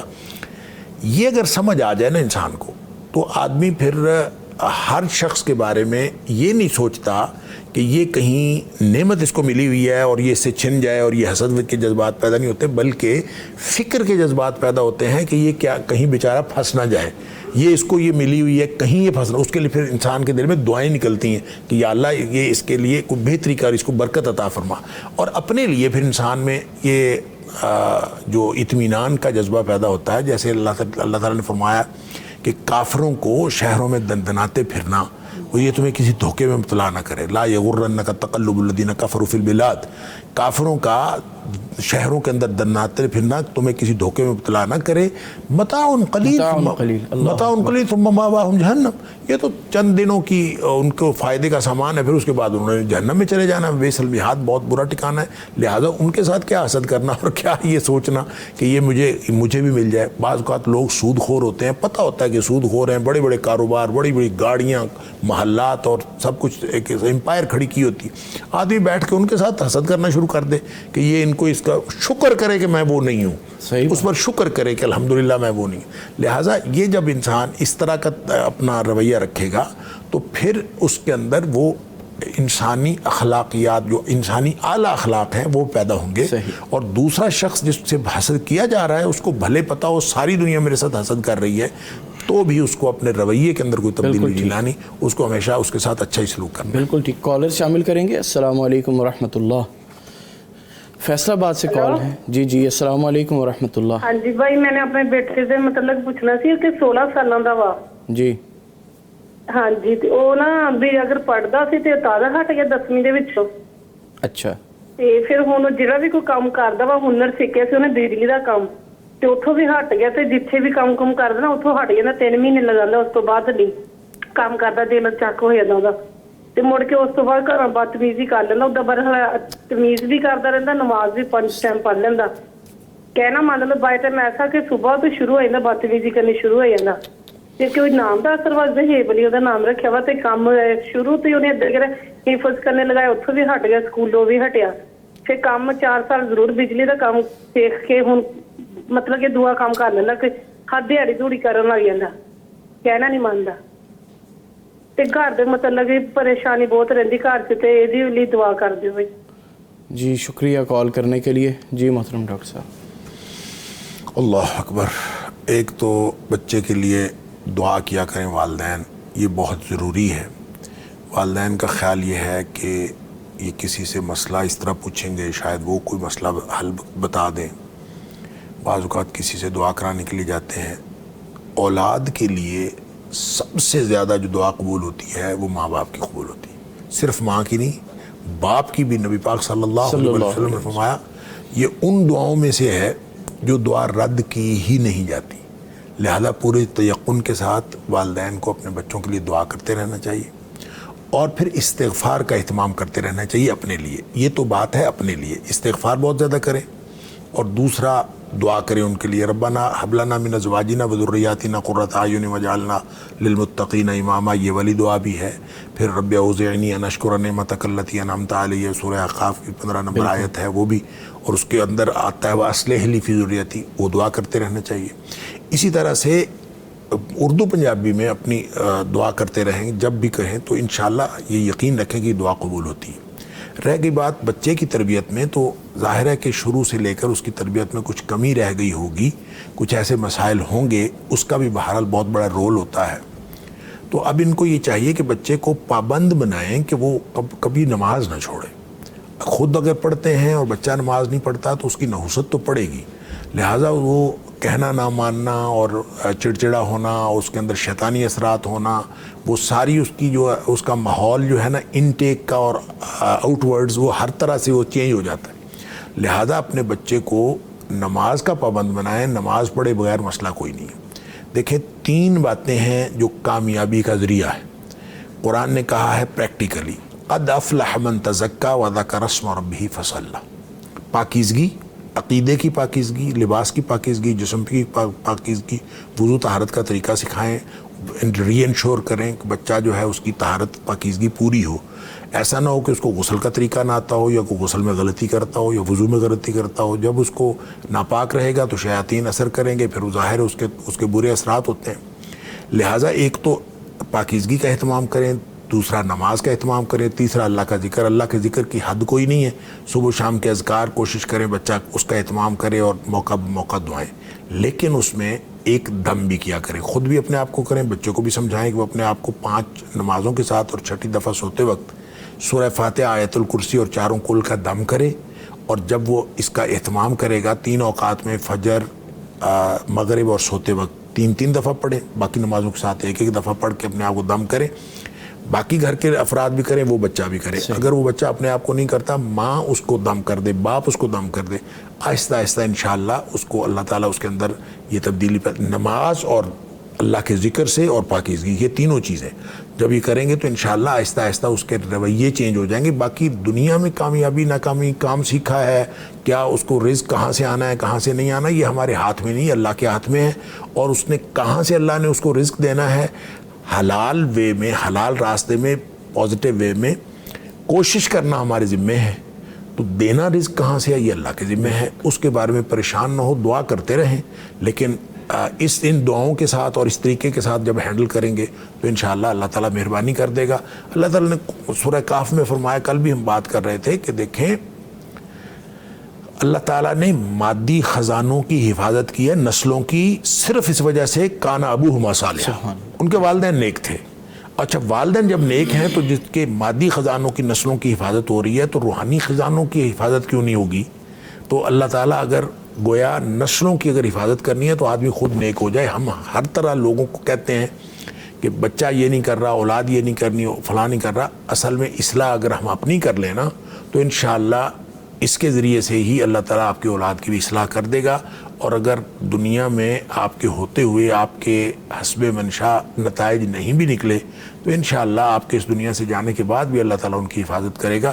اس لیے خود نیکی کے راستے پہ چلنا اور گناہ سے بچنا یہ بھی ضروری ہے، اور بچوں کے لیے دعائیں کرنا بھی ضروری ہے، اور استغفار آپ کے سارے معاملات انشاءاللہ رزق روزی کے بھی، مشکلات کے بھی، استغفار کا اہتمام کریں۔ استغفر اللہ الذی لا الہ الا هو الحی القیوم واتوب الیہ، اور جتنا زیادہ کر سکیں، اور بھی بہت سارے استغفار ہیں، کم از کم یہ والا استغفار جو ہے 100 دفعہ صبح 100 دفعہ شام پڑھیں، آہستہ آہستہ اللہ تعالیٰ مہربانی کر دے گا۔ لا حول ولا قوت الا باللہ کا اہتمام کریں، چیزیں آہستہ آہستہ بہتر ہوتی چلی جاتی ہیں جب آپ اللہ پر یقین رکھتے ہیں انشاءاللہ۔ جی عثمانی صاحب، ذہن میں ایک سوال یہ بھی تھا کہ بچے کا نام پتہ نہیں یہ ہے، وہ بچے کے نام کا بھی کوئی اثر سمجھ رہے ہیں؟ نام کیا تھا؟ نام پتہ وہ سمجھ یہ رہے آواز نہیں آ سکی۔ نہیں ایسا کچھ نہیں ہے، یہ لوگوں نے بنایا ہوتا ہے، جو جن ناموں کو نبی پاک صلی اللہ علیہ وسلم نے چینج کروانا تھا آپ نے کروایا، اور ایسے نام جو معنوی طور پر بہت برے ہوں یا کوئی اس کے اندر یعنی تاریخی حیثیت ایسی ہو کہ جو آدمی نہ رکھ سکتا ہو، وہ معلوم ہے ان ناموں میں سے نہیں ہے، اور اس لیے اس کا کوئی مسئلہ نہیں ہے۔ نام کے اندر کوئی بھاری پن نہیں ہوتا اور کوئی ہلکا پن نہیں ہوتا، بس اللہ تعالیٰ سے دعا کریں، اللہ تعالیٰ اس کے باقی سارے معاملات ٹھیک کرے گا، نام کے بھی اچھے اثرات ہو جائیں گے انشاءاللہ۔ بالکل ٹھیک۔ یہ ابھی آپ نے لا حول ولا قوت کا ذکر کیا تو مجھے آج کی ایک بات یاد آ گئی، تحدیث نعمت کے طور پہ کرتا ہوں۔ ایک دوست کے ساتھ آج ملاقات تھی، والد صاحب بھی ساتھ تھے، تو وہ مجھ سے پوچھ رہے تھے روٹین آپ سے ہے ٹرانسمیشن میں جاتے ہیں، تو فرمانے لگے ڈاکٹر حماد لکھوی صاحب کو میں بڑا شوق سے سنتا ہوں، اور لا حول ولا قوت کی ڈیفینیشن جو انہوں نے سمجھا دی ہے وہ زندگی میں ہم نے نہیں سمجھی. اللہ آپ کو جزائے خیر دے. ناظرین وقت ہے ایک چھوٹی سی بریک کا، ہمارے ساتھ رہیے. بہرے تازگی یہ ایمان دیتا ہے یہ ماہ رمضان، پیغام قرآن. بہرے تازگی یہ ایمان دیتا ہے یہ ماہ رمضان، پیغام قرآن. ویلکم بیک ناظرین. پیغام قرآن سے ٹرانسمیشن جاری ہے. حسد کے موضوع پر گفتگو ہو رہی ہے، علماء کرام سے رہنمائی لی جا رہی ہے، ساتھ ہی ساتھ میں آپ کی لائیو کالز بھی لی جا رہی ہیں. یزمانی صاحب، سوسائٹی میں ہم دیکھتے ہیں کہ دوستی اور بھائی چارے کا دوستوں میں آپس میں تعلق ہوتا ہے، لیکن اندر ہی اندر حسد بھی ایک ایلیمنٹ موجود ہوتا ہے، تو اس کی وجہ سے وہ تعلق بھی بڑا متاثر ہوتا ہے. اس کا جواب آپ سے لیں گے ایک کالر شامل کر کے. السلام علیکم ورحمۃ اللہ. عمر جاوید صاحب نارنگ منڈی سے ہمارے ساتھ موجود ہیں. بڑا اللہ کا کرم ہے. آپ سنائیں، خیریت سے ہیں؟ جی شکر الحمدللہ. فرمائیے. میرا آج کا سوال جو ہے یہ ہے کہ امام حجت جو ہے اس کو یہ حق حاصل ہے کہ وہ عین اقامت کے کوئی 2-3 منٹ بعد، عین اقامت کے 2-3 سیکنڈ بعد یا عین اقامت کے وقت آئے، انتظار کروائے لوگوں کو، جماعت کے وقت ٹھیک نہ آئے. اگر امام حجت کو ایسا حق حاصل ہے تو مجھے بتائیں. بہت شکریہ کال کرنے کے لیے. ماشاءاللہ اکثر ان کی کال آتی ہے، مسجد اور امام کے حوالے سے بات کرتے ہیں، لگتا ہے خاصی محبت ہے امام صاحب. ہمیشہ ہی اکثر اسی طرح کا سوال ہوتا ہے. اچھا ماشاءاللہ. فرمائیے. تو مسجد کمیٹی میں ہوں گے نا؟ جی ماشاءاللہ. بہرحال جو مساجد کی کمیٹی اور مساجد کے جو ائمہ ہیں ان کی تو باہمی جو رائیولری کہہ لیں یا آپس میں جو چشمک ہے وہ تو ہمیشہ ہی رہتی ہے. صحیح بات.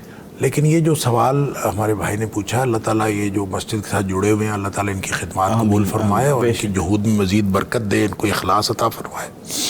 دیکھیں یہ جو امام کو انہوں نے سوال تھا اسپیسیفکلی کیا امام کو حق حاصل ہے، بالکل امام کو حق حاصل ہے. امام اگر 2 منٹ 4 منٹ بھی لیٹ آ جائے تو اس پہ نمازیوں کو سیخ پا نہیں ہونا چاہیے، اور اس میں گنجائش یہ امام کا فرض ہے کہ وہ وقت کی پابندی کرے اور امام کو چاہیے کہ وہ وقت پہ آئے. لیکن اگر وہ کچھ تھوڑا بہت لیٹ ہو جاتا ہے، انسان ہے، بعض اوقات ہو جاتا ہے، کوئی عام طور پہ تو ہمارے ائمہ لیٹ نہیں ہوتے، لیکن کبھی کبھار ہو جاتا ہے، بعض اوقات 1 رکعت بھی گزر جاتی ہے اور آپ کو جماعت کھڑی کر دیں. لہٰذا انتظار کرنا چاہیے. نبی پاک صلی اللہ علیہ وسلم کا انتظار لوگ کرتے رہتے تھے، وقت کا کوئی خیال نہیں ہوتا تھا، وقت لیٹ ہو جاتا تھا. جب نبی پاک صلی اللہ علیہ وسلم تشریف لاتے تھے تب ہی نماز ہوتی تھی. اسی طرح بعد میں دیگر مساجد کے اندر بھی جب امام نماز کھڑی کرتا ہے وہ اصل وقت ہوتا ہے، نہ یہ کہ آپ یہ کہیں کہ جو 1 بج کے اگر 1 منٹ 1 بج کے 1 سیکنڈ بھی ہو گیا تو یہ غلط ہو گیا، امام لیٹ کیوں آیا. امام کو وقت کی پابندی کرنی چاہیے، یہ اپنی جگہ درست ہے، لیکن مقتدیوں کو یہ سمجھنا چاہیے کہ یہ امام کا حق ہے. اگر وہ کوئی 1-8 منٹ لیٹ ہو گیا ہے تو اس کا یہ انتظار کر لیں. کوئی قیامت نہیں آ چلی، اس کا انتظار کر لینا یہ امام کا حق ہے. اسے بھی ضروریات ہے، اس کو بھی ہو سکتی ہیں، کوئی مسئلہ ہو سکتا ہے، لہٰذا یہ اس کو فیسیلیٹیٹ کرے. اور امام کو چاہیے کہ وہ کوشش کرے کہ اپنے مقتدیوں کا خیال رکھے اور وہ خام خواہ لیٹ نہ کرے، اس کو اپنی عادت نہ بنائے، اس کو عادت نہ بنائے اور کوشش کرے کہ وقت کی پابندی کرے. لیکن اگر کسی دن لیٹ ہو جاتا ہے تو پھر مقتدیوں کو بھی خیال کرنا چاہیے. بالکل ٹھیک ہے. جی یزمانی صاحب آپ سے سوال کیا تھا کہ حسد باہمی دوستوں کے اندر جو تعلقات ہوتے ہیں ان کو بھی بڑا متاثر کرتا ہے، اس حوالے سے تھوڑی روشنی جی وہ یہ سابقہ سوال کا جواب کے ضمن میں یہ بات ہو گئی تھی کہ رشتہ داریاں ہیں، دوستیاں ہیں، جتنے بھی تعلقات ہیں ان میں درار ڈالتا ہے، ان کے اندر بگاڑ پیدا کرتا ہے، جڑیں کھوکھلی کرتا ہے. اور یہ صرف تعلقات خراب نہیں کرتا، یہ صرف دوستیاں ختم نہیں کرتا، بلکہ جیسا کہ ڈاکٹر صاحب فرما رہے تھے کہ یہ اللہ تعالیٰ کی تقسیم پر ایک طرح سے اعتراض کے ضمن میں بھی آتا ہے. اور بسا اوقات یہ انسان کی عبادات کو متاثر کرتا ہے. اور پھر یہودیوں نے اللہ کے رسول صلی اللہ علیہ وسلم کو کیوں نہیں مانا تھا؟ ہم یحسدون الناس علی ما آتاہم اللہ من فضل. اور پھر اس لیے کہ یہ جو نبی ہے یہ بنی اسرائیل سے کیوں نہیں ہے, یہ بنی اسماعیل سے کیوں آ گئے, بنی اسرائیل سے کیوں نہیں ہے. تو بسا اوقات یہ حسد جو ہے اس حد تک لے جاتا ہے کہ وہ اللہ تعالیٰ کی ناشکری, اللہ تعالیٰ سے شکوے شکایتیں, اور یعنی یہ جو تعلقات ہیں, دوستیاں, یہ تو بہت پیچھے رہ جاتی ہیں جب انسان کے حسد کی وجہ سے اس کا اللہ کے ساتھ ہی معاملہ بگڑ گیا. تو اسی لیے حضرت ابو ہریرہ رضی اللہ تعالیٰ عنہ کو آپ صلی اللہ علیہ وسلم نے جو 5 نصیحتیں یا وصیتیں فرمائی تھیں, اور فرمایا تھا کہ مجھ سے کون یہ 5 چیزیں یاد کر لے گا پھر آگے لوگوں تک پہنچائے گا, تو حضرت ابو ہریرہ ہی تھے یاد کرنے والے تھے. اور ان میں ایک یہ تھی ورض بما قسم اللہ لک تکن اغنی الناس. یہ جو کسی کے پاس نعمت دیکھ کر, کسی کی گاڑی دیکھ کر, کسی کے پاس کوئی مال و دولت دیکھ کر دل میں یہ حسرت پیدا ہوتی ہے نا, کہ یعنی عام طور پر بظاہر یہی سمجھا جاتا ہے نا, یہ غنی ہے, یہ مالدار ہے, میں بھی غنی بنوں, میں بھی مالدار بنوں. فرمایا جو اللہ نے تجھے دی ہے اس پہ راضی رہ, جو اسے دی ہے اس پہ راضی رہ. تکن اغنی الناس, تو صرف غنی نہیں بنے گا بلکہ سب سے زیادہ تیرے دل کے اندر اللہ تعالیٰ غنا پیدا کر دے گا. تو حسد کرنے والا صرف دنیا کے تعلقات خراب نہیں کرتا بلکہ وہ اپنے رحمان کے ساتھ, اپنے پروردگار کے ساتھ, اور وہ یہ نہیں سمجھ رہا کہ وہ حسد کر رہا ہے, اللہ سے تعلق بگاڑ رہا ہے. وہ دیکھیں اللہ نے اس کو کتنا کچھ دیا ہے. اللہ تعالیٰ نے, یعنی جب آدمی کسی سے حسد کرنے لگے نا, اپنے دوست سے حسد کرنے لگے, تو اپنے سامنے ایک لسٹ تیار کر لے کہ اس کو اللہ نے کیا کچھ دیا ہے. تو ہو سکتا ہے کہ اس کے پاس صرف دولت ہو جس دوست سے یہ حسد کر رہا ہے, اور اس سے کتنی زیادہ اچھی خوبیاں, اچھی خصوصیات اس کے اندر موجود ہوں. تو لسٹ تیار کر لے, جیسا کہ ماشاءاللہ بھی پڑھے, دعا بھی کرے, لیکن ایک لسٹ اپنے پاس رکھے کہ مجھے اللہ نے کیا کچھ دیا ہے. وَإِن تَعُدُّوا نِعْمَةَ اللَّهِ لَا تُحْصُوهَا. وہ جتنی لمبی لسٹ بنانا چاہے وہ لسٹ بن نہیں سکتی, جو کچھ اللہ نے اس کو نواز رکھا ہے. تو اس لیے اللہ کے ساتھ بھی تعلق اور اپنے دوستوں کے ساتھ بھی تعلق تبھی درست رہ سکتا ہے کہ جب اللہ کی رضا پہ راضی رہا جائے. ٹھیک ہے, کالر شامل کریں گے. السلام علیکم ورحمۃ اللہ. وعلیکم السلام ورحمۃ اللہ. جی ثناء اللہ قصوری صاحب ہیں ہمارے ساتھ, رحیم یار خان سے. جی قصوری صاحب. جی آپ سب کو میری طرف سے ادباً احتراماً السلام علیکم. وعلیکم السلام ورحمۃ اللہ. ہماری جانب سے محبت سے سلام کا جواب قبول کریں, فرمائیے. جی جزاک اللہ. گزارش یہ ہے کہ سوال ہے ہمارے معزز مہمانوں سے کہ مساجد کے اندر جو بچوں کی آمد و رفت ہے ان کی عمر اور کس حد تک اجازت ہے اور کس حد تک ان کو منع کرنا چاہیے یا نہیں, یہ جو مزید آپ سمجھتے ہیں. ماشاءاللہ. جی جی ٹھیک ہے قصوری صاحب, بہت شکریہ کال کرنے کے لیے. جی ڈاکٹر صاحب. دیکھیں, بچوں کی مسجد میں آمد کے لیے کوئی قید تو نبی کریم صلی اللہ علیہ وسلم نے کوئی نہیں لگائی. اب یہ ہے کہ جو والدین ہیں یہ انہیں کو یہ چاہیے کہ جو بچے بہت چھوٹے ہیں ان کو ان اٹینڈڈ نہ چھوڑیں, لے کے آئیں تو پھر ان کا خیال بھی کریں. کم از کم اتنا خیال کریں کہ وہ لوگوں کی نماز میں ڈسٹربنس پیدا نہ کریں, ان کی خلل کا باعث نہ بنے. بعض اوقات بچوں کو لا کے چھوڑ دیا جاتا ہے اور پھر وہ جو باپ ہے یا بھائی ہے جو بھی لے کے آیا ہے وہ خود نماز پڑھنا شروع کر دیتا ہے, یا پھر خواتین جو ہوتی ہیں وہ خود نماز پڑھنا شروع کر دیتی ہیں. بچے دوڑتے پھرتے ہیں اور وہ صفوں کے اندر بھی گھومتے پھرتے ہیں اور ہر طرح سے. تو دیکھیں ان کو اگر آپ ساتھ لے کے آئیں تو پھر ساتھ بٹھائیں, ساتھ کھڑا کریں. اگر بچہ اتنا چھوٹا ہے کہ وہ شور کرے گا تو پھر اس کو بالکل نہ لے کے آئیں. ظاہر ہے آپ اس کو چھوڑیں, چھوٹا بچہ ہے, 2 سال کا بچہ ہے, 2.5 سال کا بچہ ہے, آپ اس کو لا کے تو بٹھا دیں گے تو یا آپ اس کو گود میں اٹھا کے نماز پڑھیں جیسے نبی پاک صلی اللہ علیہ وسلم پڑھ لیتے تھے. گود میں اٹھا کے پڑھیں گے تو پھر وہ ظاہر ہے امن امان میں رہے گا. اگر آپ اس کو اٹینڈ کر سکتے ہیں اور اس کو اس طرح مینیج کر سکتے ہیں کہ وہ دوسروں کے لیے خلل کا باعث نہ بنے, پھر لائیں, وگرنہ آپ بچوں کو نہ لائیں, یہ بات ٹھیک ہے. لیکن ایسی کوئی پابندی نہیں ہے. رہی بات دوسرے نمازیوں کی کہ وہ خواہ مخواہ نمازی بھی اور ائمہ بھی وہ والدین سے یہ مطالبہ نہ کریں کہ اپنے بچوں کو نہ لے کے آیا کریں. یہ والدین کے لیے ہدایت ہے کہ وہ کوشش کریں کہ نمازیوں کی ڈسٹربنس کا باعث نہ بنے. لیکن بچوں کو لانا, میں تو یہ سمجھتا ہوں کہ بچوں کو مسجد میں آنا چاہیے, چاہے جتنے بھی چھوٹے بچے ہیں. وہ دیکھتے ہیں اگر وہ آئیں گے تو آہستہ آہستہ ان کو عادت پڑے گی. لہٰذا یہ جو ہم کہتے ہیں نا 7 سال کی عمر میں بچے کو حکم دینا ہے تو اس سے چھوٹا گویا بچہ آئے ہی نہ، ایسا درست نہیں ہے.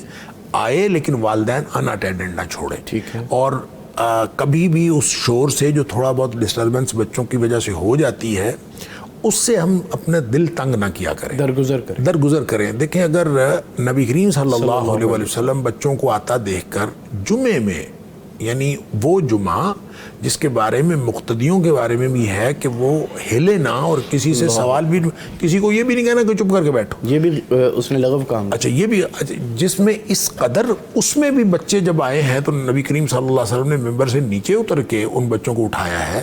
تو اس کا مطلب یہ ہے کہ بچوں کو بہرحال اکوموڈیٹ کرنا. نماز میں اگر تھوڑا بہت خلل پڑتا ہے تو انشاءاللہ وہ آپ کے لیے اجر کا باعث بنے گا، اس لیے بچوں کو برداشت کرنا چاہیے. والدین اپنے بچوں کا خیال کریں کہ ان اٹینڈڈ نہ چھوڑیں اور نمازیوں کے خلل کا خیال کریں، اور جو مسجد کمیٹی، ائمہ، مقتدی، وہ بچوں کے آنے کو دل کی تنگی کا باعث نہ بنائیں بلکہ خوشی کا اظہار کریں کہ بچے آئیں گے تو انشاءاللہ کل کلا یہ مسجد جو ہے. میں تو اکثر یہ کہا کرتا ہوں کہ جس گھر میں، جس مسجد میں بچوں کی آوازیں پیچھے سے آ رہی ہوتی ہیں نا، ان کو خوش ہونا چاہیے. انشاءاللہ مسجد کا مستقبل بڑا اچھا ہے، مسجد آئندہ بھی بھری رہے گی. وگرنہ اگر بچوں کی آوازیں نہیں آتی تو اس کا مطلب ہے بچوں کا مسجد کے ساتھ پھر تعلق ہی کوئی نہیں. ہاں البتہ یہ ضرور ہے کہ بعض اوقات بچے اسی حال میں پریشان کر رہے ہوتے ہیں تو ان کے لیے اگر الگ کوئی کمرہ ہو بیٹھنے کا، کھیلنے کا، مسجد میں مخصوص کر دیا جائے تو یہ اور زیادہ اچھا ہے. جیسا کہ بعض ممالک میں ہم جاتے ہیں، خاص طور پہ یورپ وغیرہ میں، تو وہاں مساجد کے اندر ایک پلے ایریا رکھا ہوتا ہے انہوں نے، اور وہ اس لیے رکھتے ہیں کہ بچے وہاں کھیلتے رہیں اور ہم آرام سے نماز پڑھیں، اور نماز پڑھنے کے بعد بچوں کو وہاں سے لیا اور چلے گئے. اس طرح کا بندوبست اگر ہم اپنی تربیت کا نظام ہونا چاہیے کر لیں تو یہ بہت اچھا. بالکل ٹھیک. ایک کالر لیں گے. السلام علیکم ورحمۃ اللہ وبرکاتہ. عمر فاروق صاحب ہیں ہمارے ساتھ لاہور سے. جی فرمائیے گا. وعلیکم السلام ورحمۃ اللہ وبرکاتہ. جی سر. جی خواب کے بارے میں نے بات کرنی تھی. اچھا جی، یزمانی صاحب موجود ہیں، آپ فرمائیے. خواب کے بارے میں بات کرنی. خواب کے بارے میں یہ پوچھنا تھا. جی. میری وائف نے نا خواب دیکھی تھی. جی جی. وہ خواب یہ تھی کہ وہ اس کی والدہ جو ہے نا فوت ہو گئی تھی. فوت ہونے کے بعد وہ اس کی لاش لے کے آتے ہیں منہ باندھ کے گھر میں. اچھا. اس کا باپ بھی فوت ہو چکا ہوا ہے، وہ بھی لیٹا ہوتا ہے کمرے میں. اس کو آ کے کہتے ہیں کہ وہ فوت ہو گئی ہے. وہ بھی وہ اس کو بتاتے ہیں تو والدہ اٹھ کے بیٹھ جاتی ہے. پھر وہ جب اس کو کھلاتے ہیں، وہ جگاتے ہیں اس کو، وہ بھی فوت ہو جاتا ہے، دونوں ہی. اچھا. اور ایک اور بھی تھی جی. وہ یہ تھی کہ وہ رات کو نا سوتے ہوئے یہ دیکھتے ہیں کہ وہ سانپ ڈھونڈ رہے ہیں. ساری رات سانپ نہیں ملتا. وہ سانپ جو ہے نا پاؤں کے ساتھ وہ چپٹا ہوتا ہے. اچھا ٹھیک ہے. جب وہ اٹھتے ہیں دیکھتے ہیں نہیں ملتا، وہ دیکھتے ہیں یہ تو اس کے ساتھ ہے، اس کو ہاتھ سے مارتے ہیں، وہ زمین پہ گر کے مر جاتا ہے. ٹھیک ہے. وہ مر جاتا ہے تو وہ چاچو آتے ہیں، وہ دیکھتے ہیں، وہ یہ اس کو تو سوج پڑ گئی ہے پاؤں پہ. وہ اس کو اوپر دم کرتے ہیں تو وہ یعنی کہ وہ ٹھیک ہو جاتی ہے، مگر سانپ مر جاتا ہے وہ. ٹھیک ہے. یہ دو. پہلے جو آپ نے خواب سنائی ہے اس میں آپ نے کہا والدہ، ویسے آپ کے زندہ ہے. ٹھیک ہے. کال کرنے کا شکریہ. ٹھیک ہے.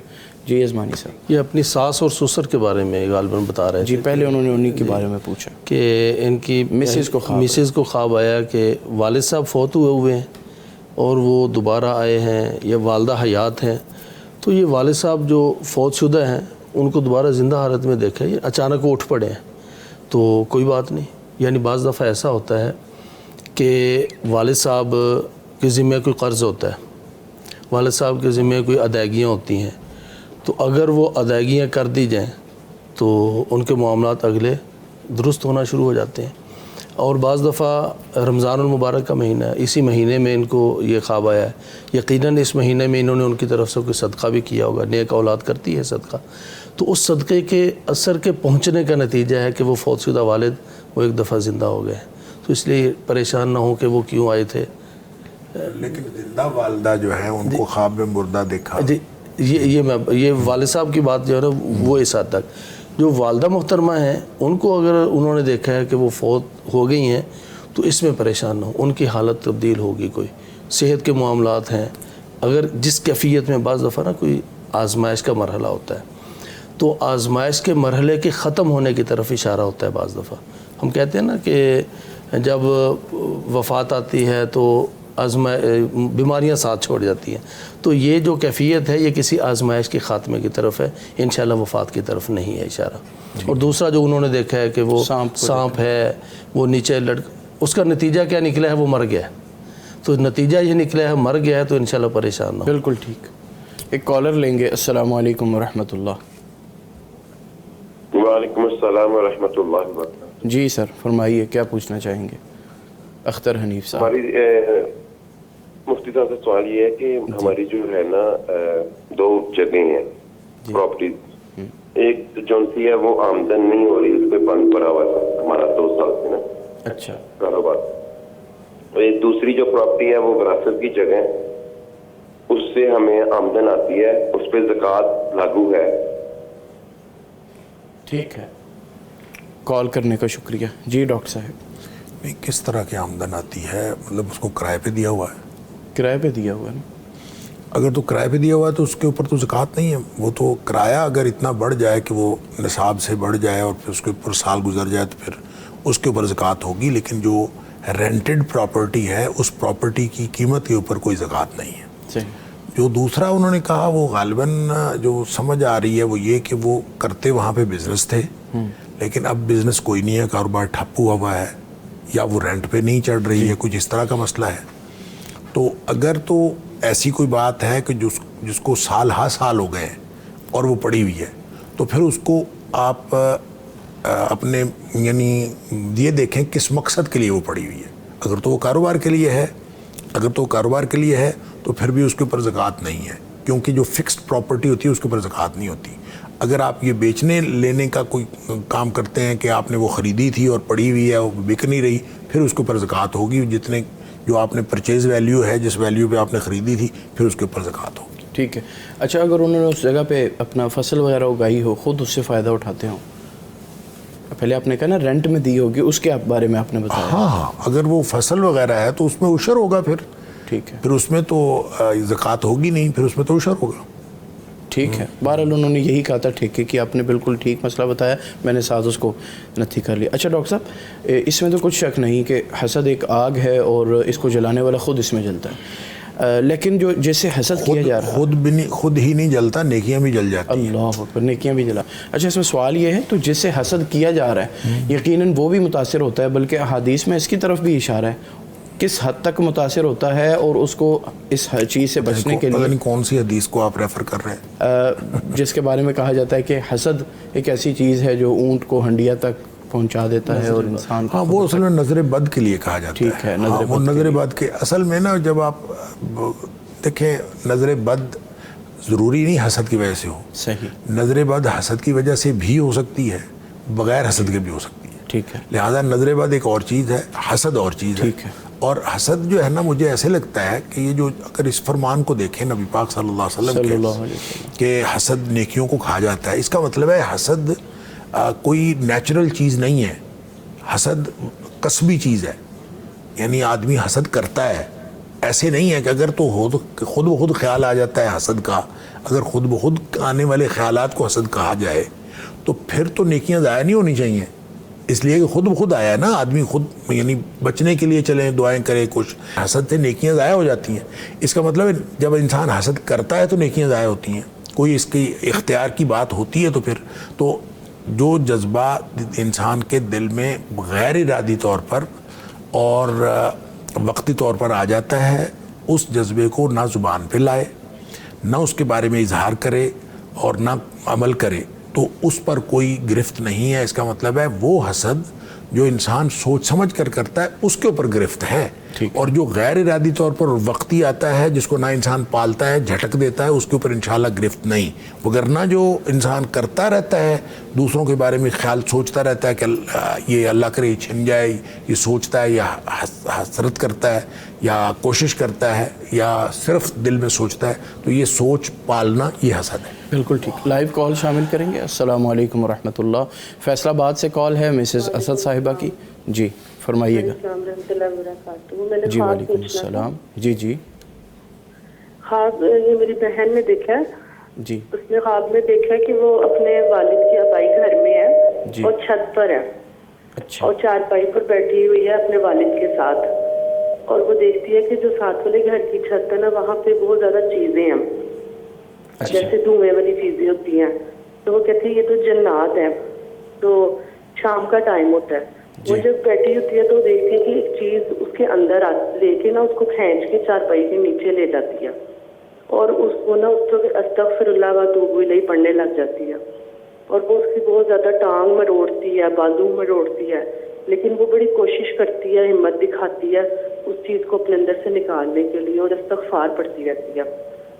پھر وہ دیکھتی ہے کہ وہ والد صاحب ساتھ بیٹھے ہوئے ہیں اور پھر اسے ایک عکس نظر آتا ہے اور عکس میں وہ دیکھتی ہے کہ اور چیزیں ہیں, اس کی پھپھو ہے اور ان کی بیٹی ہے. بس یہ جو ہے نا اس نے خواب دیکھا ہے. والد صاحب زندہ ہے؟ آپ پوچھیے گا خود. ہاں جی زندہ ہے. جی ٹھیک ٹھیک ہے, کال کرنے کا شکریہ. جی بس اس طرح کے خواب نا ایسے ہی شیطان کی طرف سے جیسے ڈرانے کے لیے. اب اس میں جب استغفر اللہ یا ذکر کیا ہے نا انہوں نے, ایک کلیش بھی ہوا ہے اور ان چیزوں کے ساتھ لڑائی بھی ہوئی ہے اور پھر استغفر اللہ انہوں نے ٹانگ بھی مروڑی ہے, لیکن آخر نتیجہ انہوں نے ذکر کیا ہے اور معاملہ جو ہے نا رفع دفع بھی ہو گیا انشاءاللہ. تو بس یہ اسی ذکر کو جو ان کو دکھایا گیا ہے اسی کو جاری رکھیں, انشاءاللہ کوئی پریشانی والی بات نہیں ہے انشاءاللہ. بالکل ٹھیک. ناظرین, پیغام قرآن سے ٹرانسمیشن جاری ہے. حسد کے حوالے سے بھی بات ہو رہی ہے, ساتھ ہی ساتھ ڈاکٹر حماد لکھوی صاحب اور جناب ہاشم یزمانی صاحب آپ کے سوالات کے جواب بھی دے رہے ہیں, آپ کے خوابوں کی تعبیر بھی بتا رہے ہیں. ٹرانسمیشن جاری رہے گی, وقت ہے ایک چھوٹی سی بریک کا, ہمارے ساتھ رہیے. بہر تازگی یہ ایمان دیتا ہے یہ ماہ رمضان, پیغام قرآن. بہر تازگی یہ ایمان دیتا ہے یہ ماہ رمضان, پیغام قرآن. Welcome back. ہم بات کر رہے ہیں حسد کے زہر کی, اس زہر کی جو پیدا تو دل میں ہوتا ہے مگر اس کے برے اثرات پورے معاشرے پر مرتب ہوتے ہیں. دل میں اگر حسد ہو تو عبادت میں لذت نہیں آتی, دل میں اگر حسد ہو تو اٹھے ہوئے ہاتھ اور کی جانے والی دعائیں وہ بے اثر ہو جاتی ہیں. ڈاکٹر صاحب محترم, حسد یہ صرف مال و دولت کے اوپر ہوتا ہے یا انسان کی جو کوالٹیز ہیں جیسے علم ہے, عمل ہے, حتیٰ کہ معاشرے میں اگر اس کی عزت ہے اس پر بھی حسد کیا جاتا ہے؟ بالکل, حسد ہر چیز پر ہوتا ہے. کسی کا سوشل سٹیٹس ہے اس کے اوپر بھی حسد ہوتا ہے, ہر چیز کے اوپر. اور پھر کوئی بھی نعمت کا اصل میں اس کی وجہ بھی جیسے میں نے پہلے عرض کیا, ہر شخص کے اندر ایک تمنا امنگ تو ہے نا. جیسے قرآن نے کہا الہاکم التکاثر, تمہیں تکاثر کثرت کی جو طلب ہے نا اس نے تمہیں غافل کر دیا. اور کثرت کس چیز کی؟ ایک تو ایک دوسرے کے مقابلے, تکاثر ایک دوسرے کے مقابلے میں ہے, اور کس چیز, ہر چیز کی کثرت کی طلب. دیکھیں آدمی کو یہ بھی ہوتا ہے میں دوسرے سے بڑا عالم بنوں, میں دوسرے سے بڑا عزت والا بنوں, میں دوسرے سے زیادہ عقل والا ہوں, میں دوسرے سے زیادہ مال والا ہوں. یہ ہر شخص کے اندر کی فطری چیز ہے, یہ غافل کرتی ہے انسان کو. لہٰذا یہ تو رہے گی ساتھ ہو, یہ بطور امتحان اللہ کریم نے جب تک یہ کشش نہ ہوتی اور یہ ٹینڈنسی نہ رکھی ہوتی برائی کی طرف جانے کی تو پھر امتحان نہیں ہو سکتا تھا. لہٰذا یہ تو رہے گا. اب جب کسی شخص کو یہ ٹینڈنسی ہوتی ہے اور یہ خیال ہوتا ہے ہر شخص کو, تو پھر اس کو اس کے مال کے ساتھ بھی, اس کے علم کے ساتھ بھی, اس کی کوالٹیز, حتیٰ کہ بولنے کے انداز کے ساتھ لوگ حسد کرنا شروع کر دیتے ہیں. صحیح بات ہے, کوالٹیز ہی ہے نا یہ اللہ تعالیٰ نے. لوگ کہتے ہیں کہ یہ دیکھ بولتا کیسے ہے, اور اس اچھا یہ اللہ تعالیٰ نے مختلف رکھی ہیں. ہر شخص جو ہے وہ اس کو اللہ تعالیٰ نے مختلف صلاحیتیں دی ہوتی ہیں. ضروری نہیں اللہ تعالیٰ نے آپ کو جو صلاحیت دی ہے وہ دوسرے کو نہ دی ہو, یا دوسرے کو جو دی ہے وہ آپ کو نہ دی ہو سکتا ہے آپ کو کسی اور صلاحیت میں اس سے زیادہ بہتر بنایا ہو. اس لیے اللہ کی تقسیم پر اعتراض نہیں کرنا چاہیے.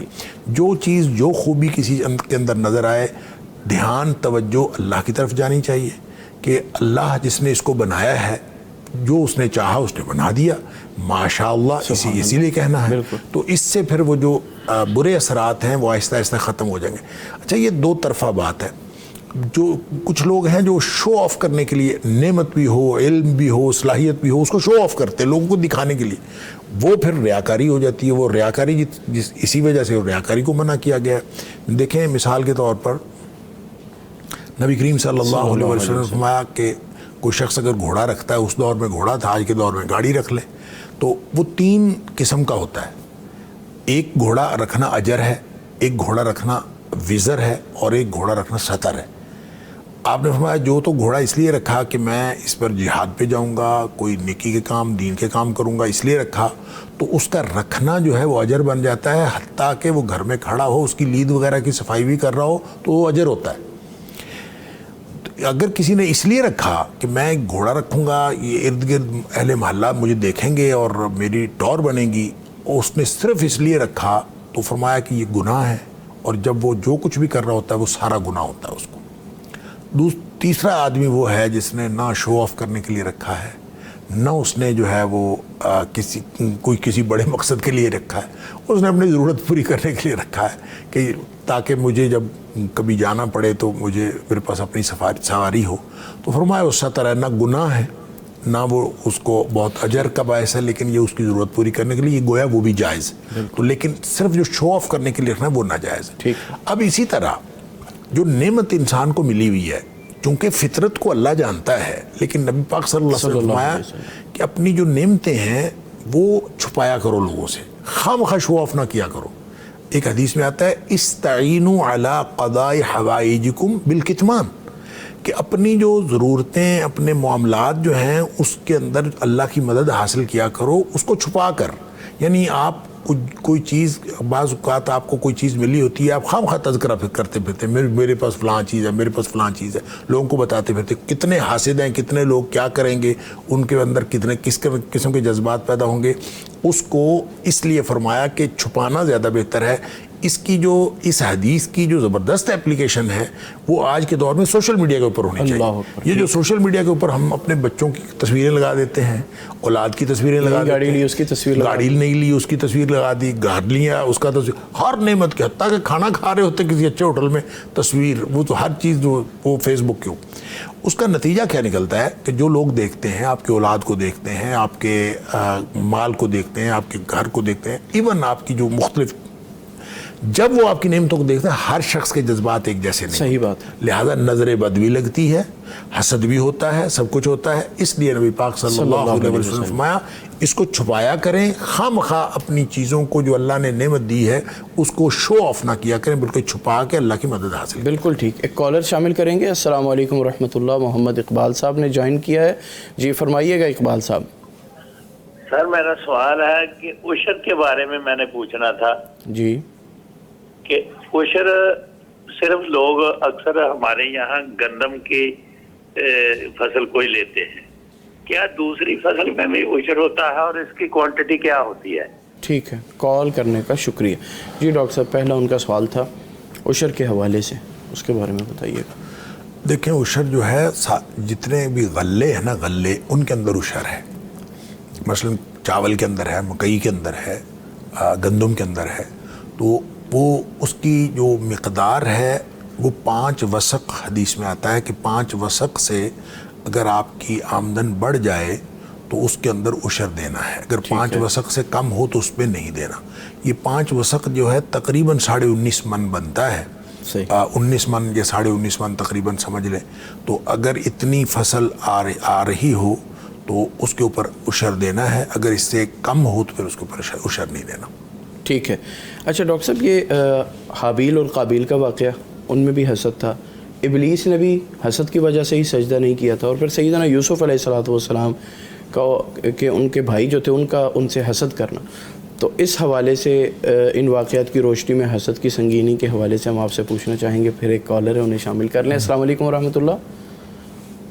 لاہور سے کال ہے. جی فرمائیے. رینٹ پہ دی ہوئی جگہ. جی السلام علیکم، فرمائیے کیا سوال ہے آپ کا. جی وعلیکم السلام ورحمۃ اللہ. جی سر. اچھا بھائی جان، ہماری جو وراثت کی جگہ ہے نا وہ ہمارے نام ہو گئی ہوئی ہے. ابھی ہمیں وراثت کی جگہ پہ یعنی کہ اپنے حصے پیسے نہیں ملے، لٹگی نہیں ہوئی. وہ مشترکہ جگہ جون سی ہے نا ہماری، اس پہ اسکول کو ہم نے رینٹ پہ دیا ہو. اچھا. اس رینٹ پہ زکوٰۃ ہے ہم سب کو؟ ٹھیک ہے، کال کرنے کا شکریہ. جی ڈاکٹر صاحب. لیکن رینٹ پہ زکوٰۃ تو اس وقت، ایک تو رینٹڈ پراپرٹی پہ زکوٰۃ نہیں ہوتی، بھلے وہ وراثت سے ملے، بھلے آپ نے خرید کے رکھی ہوئی ہو. جب آپ اس کو رینٹ آؤٹ کرتے ہیں تو گویا وہ آپ کا ذریعہ آمدن ہے. اس کو آپ چھوڑ دیں اور پراپرٹی کی ویلیو کے اوپر زکوٰۃ نہیں ہے. رہ گئی بات رینٹ کے اوپر زکوٰۃ اس وقت ہوگی جب اس کی منیمم اماؤنٹ جو ہے وہ نصاب سے بڑھے گی اور وہ اس کی کم از کم مقدار اتنی ہے کہ 52.5 تولے چاندی کے برابر ہو جائے اور پھر اس کے اوپر سال گزر جائے. اور وہ کتنی ہے؟ وہ تقریباً 5.5 لاکھ روپے آپ سمجھ لیں آج کے دور کے. تو 5.5 لاکھ روپے اگر ہو جائیں اور اس کے اوپر سال گزر جائے پھر اس کے اندر زکوٰۃ ہوگی. وگرنہ اگر وہ جو رینٹ آتا ہے وہ یہ خرچ ہو جاتا ہے اور اس کے اوپر سال نہیں گزرتا تو پھر انشاءاللہ کوئی زکوٰۃ نہیں ہے اس کے اوپر. ٹھیک ہے جی ڈاکٹر صاحب کویشچن کیا تھا آپ سے اور اس معذرت کے ساتھ کہ کالز آتی رہیں گی لیکن اس کا جواب بھی لیتے رہیں گے. وہی حابیل اور قابیل کا واقعہ ابلیس کا واقعہ. اچھا میں یہ عرض کر رہا تھا کہ دیکھیں جب تکاثر بھی انسان کی فطرت میں ہے اور ہر شخص یہ چاہتا ہے کہ میں بڑھ جاؤں اور یہ دوسرے سے بہتر ہونے کا جو جذبہ ہے یہ گویا تکبر کو جا پہنچتا ہے جب آپ دوسرے کو اپنے آپ کو دوسرے سے بہتر کہتے ہیں. تو اس کا مطلب یہ ہے کہ تھوڑا تھوڑا فرق ہے حسد کے ساتھ تکاثر کا، پھر حسد کا، اور پھر اس کے ساتھ اس سے آگے بڑھ کر تکبر کا. تو تکبر جو ہے وہ گویا جب آپ یہ کہہ رہے ہیں کہ اس کے پاس نعمت کیوں ہے تو اس کا مطلب یہ ہے کہ آپ دل میں یہ سمجھ رہے ہیں کہ وہ اس قابل نہیں ہے کہ اس کو یہ نعمت ملے. بالکل ٹھیک ہے. تو آپ جب سمجھتے ہیں کہ وہ قابل نہیں ہے کہ اس کو نعمت ملے تو اس کا مطلب یہ ہے کہ آپ اس کو اپنے آپ سے کمتر اور اپنے آپ کو اس سے بہتر سمجھ رہے ہیں. یہی تکبر ہے، دوسرے کو کمتر سمجھنا اور اپنے آپ کو بہتر سمجھنا اور اس بنیاد پر حق کا انکار کر دینا. بطر الحق وغمت الناس، نبی پاک صلی اللہ علیہ وسلم نے یہی ڈیفینیشن بتائی ہے تکبر کی. لہٰذا حسد تھا، تکبر ہوا.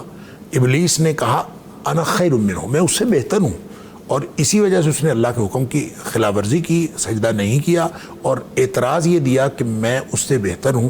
اور بہتر ہونے کی وجہ سے اس میں حسد بھی ہے، اس میں تکبر بھی ہے. گویا یہ ان کی حدود ملی ہوئی ہیں. یہی کالر شامل کر لیجیے. السلام علیکم ورحمۃ اللہ. طارق مغل صاحب کال کر رہے ہیں ہمیں، فرمائیے گا. جی السلام علیکم. وعلیکم السلام ورحمۃ اللہ. جی سر. سر جی میں کرنا چاہتا ہوں کہ اکثر جان بوجھ کر روزہ چھوڑ دیتے ہیں نا لوگ، کہتے ہیں کہ یہ ابھی موسم بہت زیادہ گرم ہے سردیوں کو رکھ لیں گے، کیا ایسا وہ کر سکتے ہیں روزہ رکھ سکتے ہیں جان بوجھ کے چھوڑ کر؟ ویسے آج کل تو گرم نہیں ہے، آج کل تو گرم نہیں. جی میرے دوست ہے نا، میرے ساتھ 2 دوست ہیں، وہ کام کرتے ہیں نا حمام کا، بال سال کاٹتے ہیں. جی تو وہ کہتے تھے ابھی ہمارا اتنی ٹائم بھی نہیں ہے، ہم پکائی کا بھی کام کرتے ہیں، سیزن ہے، تو ہم آنے والے دنوں میں سردیوں میں روزے رکھ لیں گے. 5-4 روزے رکھے باقی چھوڑ دیے سارے. ٹھیک ہے بہت شکریہ. کیا وہ ایسا کر سکتے ہیں؟ جی کال کرنے کا شکریہ. جی ڈاکٹر صاحب دیکھیں جو بیمار ہے اور جو مسافر ہے اس کو تو ہے اجازت دوسرے دنوں میں رکھنے کی، اس کے علاوہ کسی کو اجازت نہیں ہے. اگر کوئی بیمار نہیں ہے اور مسافر نہیں ہے تو اس کو قطعاً اجازت نہیں ہے کہ وہ اپنی مرضی سے روزے کو مؤخر کر لے. لہٰذا یہ سخت گناہ ہے اپنی مرضی سے، صرف اپنے کام کی وجہ سے یا اپنے کسی مصروفیت کی وجہ سے یا صرف اپنے شوق ذوق کی وجہ سے یا اس وجہ سے کہ آج روزہ تھوڑا سا لمبا ہے یا گرمی ہے. زیادہ لوگ اس وجہ سے بھی نہیں رکھتے کہ جی بھوک برداشت نہیں ہوتی. اچھا بہرحال یہ جو جس وجہ سے بھی نہیں رکھتے یہ ایک تو اللہ کی جو فرض چیزیں ہیں جتنی بھی وہ اس کی خلاف ورزی جو ہے قیامت والے دن فرض کے بارے میں ویسے پوچھا جانا ہے. خسارہ اتنا ہے، یعنی اللہ کے حکم کی نافرمانی ہوئی اور اللہ کے حکم کی فرمانبرداری جس طرح ثواب کا اور جنت کا باعث ہے، اسی طرح اللہ کی نافرمانی جو ہے وہ جہنم کا باعث ہے اور عذاب کا باعث ہے. اللہ تعالیٰ معاف فرمائے. دوسرا جو خسارہ ہوتا ہے وہ کتنا ہے وہ اللہ کو معلوم ہے، لیکن فرمایا ساری زندگی کے روزے بھی وہ خسارہ نہیں پورا کر سکتے. لہذا یہ طرز عمل درست نہیں ہے. روزہ قطعاً نہیں چھوڑنا چاہیے اور ان کو روزہ ہر صورت میں رکھنا چاہیے. ٹھیک ہے ایک اور کال ہے ہمارے لیے. السلام علیکم ورحمۃ اللہ. حاجی قطب الدین صاحب ماشاء اللہ فرمائیے گا. بسم اللہ. جی میرا سوال ہے کہ فقہ حنفیہ کے تحت جب اذان آ رہی ہو تو کھانا چاہیے یا بند کر دینا چاہیے؟ نمبر 1. دوسرا سوال ہے کہ قرآن مجید کی تلاوت کی جائے اور ایک ہی آیت کو ایک دن کھول کر 3-4 دفعہ پڑھتے ہوئے پڑھ لی ہے تو ہر دفعہ پر سجدہ واجب ہے یا ایک ہی سجدہ کافی ہے؟ ٹھیک ہے کال کرنے کا شکریہ. ایک تو سوال یہ ہے ان کا جس کا خلاصہ یہ ہے، سمرائز کرتے ہیں کہ روزہ کس وقت افطار کرنا چاہیے. مختلف اوقات میں اذانیں ہوتی ہیں تو اس کے بارے میں بتا دیجیے. بس روزہ جو ہے نا وقت غروب اصل میں افطار کرنا ہے اور وقت غروب کا اعلان ہوتا ہے اذان کے ساتھ. لہٰذا کوئی ایک اذان بھی ہو جائے تو آپ کو وہ غروب کا اعلان ہے اور اس وقت آپ افطار کر سکتے ہیں. وہ کسی بھی مسجد کی اذان ہو جائے اور آپ کو یہ معلوم ہو جائے کہ غروب کا یہ مغرب کی اذان ہے تو آپ روزہ افطار کر سکتے ہیں. دوسرا سوال ان کا یہ تھا آیات تکرار سے جس طرح ہم بار بار پڑھتے ہیں تو اگر سجدہ تلاوت والی آیت ہو تو جتنی مرتبہ پڑھیں گے ریپیٹ کریں گے 1-2 مرتبہ اتنی مرتبہ سجدہ کریں گے؟ نہیں ایک دفعہ کافی, ایک دفعہ سجدہ کافی. ٹھیک ہے. ابلیس کے حوالے سے بات چل رہی تھی کہ اس نے کہا انا خیر من خلقتنی من نار. میں یہ کر رہا تھا کہ حسد کی جو حدود ہیں یہ تکبر کو ملی ہوئی ہیں, لہٰذا اس میں یہ تکبر شامل ہوتا ہے کہ میں اس سے بہتر ہوں, گویا اس کو کمتر سمجھا, حق کا انکار کیا اور کمتر سمجھا, یہی تکبر ہے. بطر الحق وغمت الناس. لہٰذا اس کو جتنی اس نے یہی کہا انا خیر منہ, تو حسد تھا, تکبر کو پہنچ گیا. اسی طرح جب آپ بات کرتے ہیں حضرت یوسف علیہ السلام کے بھائیوں کی تو ان کو بھی حسد تھا کہ ہمارے ساتھ اتنا پیار نہیں کرتے والد صاحب جتنا پیار جو ہے وہ ان کے ساتھ کرتے ہیں. گویا بھائی جو جس کے ساتھ پیار زیادہ کرتے ہیں, ہم زیادہ حقدار ہیں کہ ہمارے ساتھ پیار کیا جائے, اس کے ساتھ پیار نہ کیا جائے وہ زیادہ کم حقدار ہے. گویا اس کے اندر بھی تکبر کا عنصر موجود ہے, دوسرے کو حقیر سمجھنا. اور نبی کریم صلی اللہ علیہ وسلم نے فرمایا کہ کسی آدمی کے گناہ گار ہونے کے لیے کافی ہے کہ وہ کسی دوسرے کو اپنے بھائی کو حقیر سمجھے. لہٰذا انہوں نے حسد کیا, پھر اس کا کیا نتیجہ نکلا ساری دنیا کو پتہ ہے کہ بالآخر اللہ تعالیٰ نے ان کو ذلیل و رسوا کیا دنیا میں. بالآخر اسی یوسف سے جا کے بھیک مانگنی پڑی, اور بھیک نہ مانگنی پڑی تو پھر اللہ تعالیٰ نے ان کو جو ہے جو ترقیاں عزتیں عطا فرمائی تھیں وہ حسد انہوں نے کیا, اللہ نے نعمت ان کو اور زیادہ اضافہ کر دیا. اسی طرح جو نبی کریم صلی اللہ علیہ وسلم کے ساتھ حسد, پھر حابیل قابیل کے حسد کی بات ہے کہ دیکھیں اس میں بھی ایک کی قربانی قبول ہوئی تو ایک کی قربانی قبول نہیں ہوئی. اب وہ اس کو کہتا ہے کہ میں تجھے مار دوں گا. کیوں مار دوں گا بھائی؟ اس کا حق زندگی چھیننا کوئی مطلب آپ کو ایسی سمجھ رہے ہیں کہ یہ آدمی اس قابل نہیں ہے کہ زندہ رہے, آپ اس کو اپنے سے کمتر سمجھ رہے ہیں. تو گویا یہ بھی حسد کی جو حدود ہیں وہ تکبر کو ملی ہوئی ہیں. بالآخر اس نے اس کو قتل کر دیا, قتل کر کے بعد میں پھر پریشان بھی ہوا. تو نبی پاک صلی اللہ علیہ وسلم نے فرمایا کہ روئے زمین پہ اگر کوئی قتل ہوتا ہے, روئے زمین پہ, اس کا گناہ جو ہے وہ آدم کے اس بیٹے کو ملتا ہے جس نے پہلی دفعہ قتل کیا تھا, اس لیے کہ اس نے یہ جو قتل کا طریقہ رائج اس نے کیا ہے. لہٰذا ہر شخص کو جو آپ فرمایا من دل علی فعل فلہ اجر فاعلی, جو کسی کام کی طرف رہنمائی کرتا ہے تو بعد میں لوگ اس کو دیکھ کر یا سن کر جو کر رہے ہوتے ہیں تو اس کا اجر, ثواب یا عذاب جو بھی ہوتا ہے گناہ وہ دونوں اس کو بھی ملتا ہے. لہٰذا اس شخص نے یہ کام کیا تو قیامت تک اس کو جتنے روئے زمین پہ قتل ہو رہے ہوتے ہیں اس کا گناہ اس کو بھی مل رہا ہوتا ہے. لہٰذا یہ ایک انتہائی خوفناک چیز ہے, تکبر بھی اور حسد بھی. آپ کسی کو اگر حقیر سمجھ رہے ہیں تو نبی کریم صلی اللہ علیہ وسلم نے فرمایا کسی کے دل میں رائی کے دانے کے برابر بھی تکبر ہوگا تو وہ جنت میں داخل نہیں ہو سکتا. اس لیے اس طرح کے جتنے جذبات دل میں کبھی خیال آئے بھی نا, میں بڑا ہوں, میں اچھا ہوں, فوراً دل میں خیال نکالو, اپنا دل سے خیال نکالو. اسی طرح کبھی یہ خیال آئے کہ یہ چیز اس سے چھن جانی چاہیے, وہ تو اس قابل ہی نہیں ہے, مجھے ملنی چاہیے, نہیں, اپنے دل سے یہ خیالات نکال لیں. اب جب دعائیں کرتے رہیں گے اور یہ نکالتے رہیں گے تو انشاءاللہ اس کے برے اثرات سے انسان خود بھی محفوظ رہے گا, معاشرہ بھی محفوظ. بالکل ٹھیک. ایک کالر شامل کریں گے. السلام علیکم ورحمۃ اللہ. محمد سلیم صاحب نے ہمیں جوائن کیا ہے پھول نگر سے. السلام علیکم. جی وعلیکم السلام. جی محمد سلیم صاحب فرمائیے. جی کیا سوال ہے آپ کا, پوچھئے گا. سر میرا سوال یہ ہے کہ میری بیگم نے دیکھا ہے کہ ہم حج کر رہے ہیں. جی ہم نے دیکھا ہے کہ ہم حج کر, میری بیگم نے خواب دیکھا ہے کہ ہم حج کر رہے ہیں. جی ٹھیک, بہت شکریہ. جی محترم یزمانی صاحب, حج کا موسم ہے, درخواستیں وغیرہ یہ ساری باتیں وغیرہ چل رہی, تو اس موسم میں ایسا خواب دیکھنا, ایک تو انشاءاللہ اللہ سے امید رکھیں کہ اللہ تعالیٰ کی اسباب پیدا کرے اور یہ خواہش ان کی پوری ہو. اور دوسرا, اگر خواب دیکھنے والے پر کوئی قرض ہو, کوئی مالی معاملات کے اندر اس طرح وہ آدمی نا پھنسا ہوا ہوتا ہے, تو انشاءاللہ ایسے معاملات سے بھی اللہ تعالیٰ نجات عطا فرمائے گا۔ تو مالی معاملات کے اندر بھی بہتری اور دینی معاملات کے اندر بھی بہتری انشاءاللہ۔ بالکل ٹھیک۔ لائیو بھی لوگ ہمیں اپنے سیٹلائٹ پر بھی دیکھ رہے ہیں اور یوٹیوب لائیو پر بھی دیکھ رہے ہیں، اور آپ کے لیے کچھ خوابوں کی تعبیر کے حوالے سے مطلب سوالات بھی ہیں کہ میرڈ خاتون کا خواب میں جوتے گم ہو جانا کیسا ہے، تعبیر بتا دیں۔ جوتا گم ہو گیا کوئی بات نہیں جی، لیکن جوتا گم ہونے کے بعد کیا اس کو ڈھونڈنے کی کوشش کی ہے کہ نہیں؟ اگر تو جوتا گم ہونے کے بعد ڈھونڈنے کی کوشش کی ہے تو اس کا مطلب ہے میاں بیوی کے درمیان کوئی تنازعات، کوئی اختلافات ہر گھر میں چلتے ہیں، تو ان تنازعات کو حل کرنے کی کوشش کی جا رہی ہے۔ لیکن اگر کوشش ہی نہیں کی ہے تو پھر معاملہ پیچیدہ ہے، تو اس طرف توجہ دینی چاہیے۔ بالکل ٹھیک۔ ایک اور ماشاءاللہ کمنٹ آیا ہے کہ ماشاءاللہ بہت اچھا پروگرام ہے، اللہ پاک پیغام ٹی وی کو مزید ترقی عطا فرمائے، آمین، بہت شکریہ۔ ڈاکٹر صاحب آپ رہنمائی کے لیے تشریف لاتے ہیں، آپ کا بے حد شکریہ، اللہ تعالیٰ آپ کو سلامت رکھے۔ ناظرین، حسد کی آگ کے حوالے سے بات ہو رہی ہے، یہ انتہائی خطرناک بیماری ہے، اللہ تبارک و تعالی ہمیں اس سے محفوظ فرمائے، اور اللہ کرے کہ ہم آپس میں الفت اور محبت اور مودت کا ایک استعارہ یہ معاشرہ بن جائے۔ اسی سلسلے میں آپ کی مزید رہنمائی فرمائیں گے جناب محترم ہاشم یزمانی صاحب، اور اس رہنمائی کے ساتھ وہ اختتامی دعا کریں گے اور اس پیغام قرآن سحر ٹرانسمیشن کا اختتام ہو جائے گا۔ آج کا یہ پروگرام یہ ہمیں اسپانسر کیا ہے نسک اپلیکیشن نے، UMT، Naimat Banaspati and cooking oil, Sufi Banaspati and cooking oil اور سپر ایشیا نے۔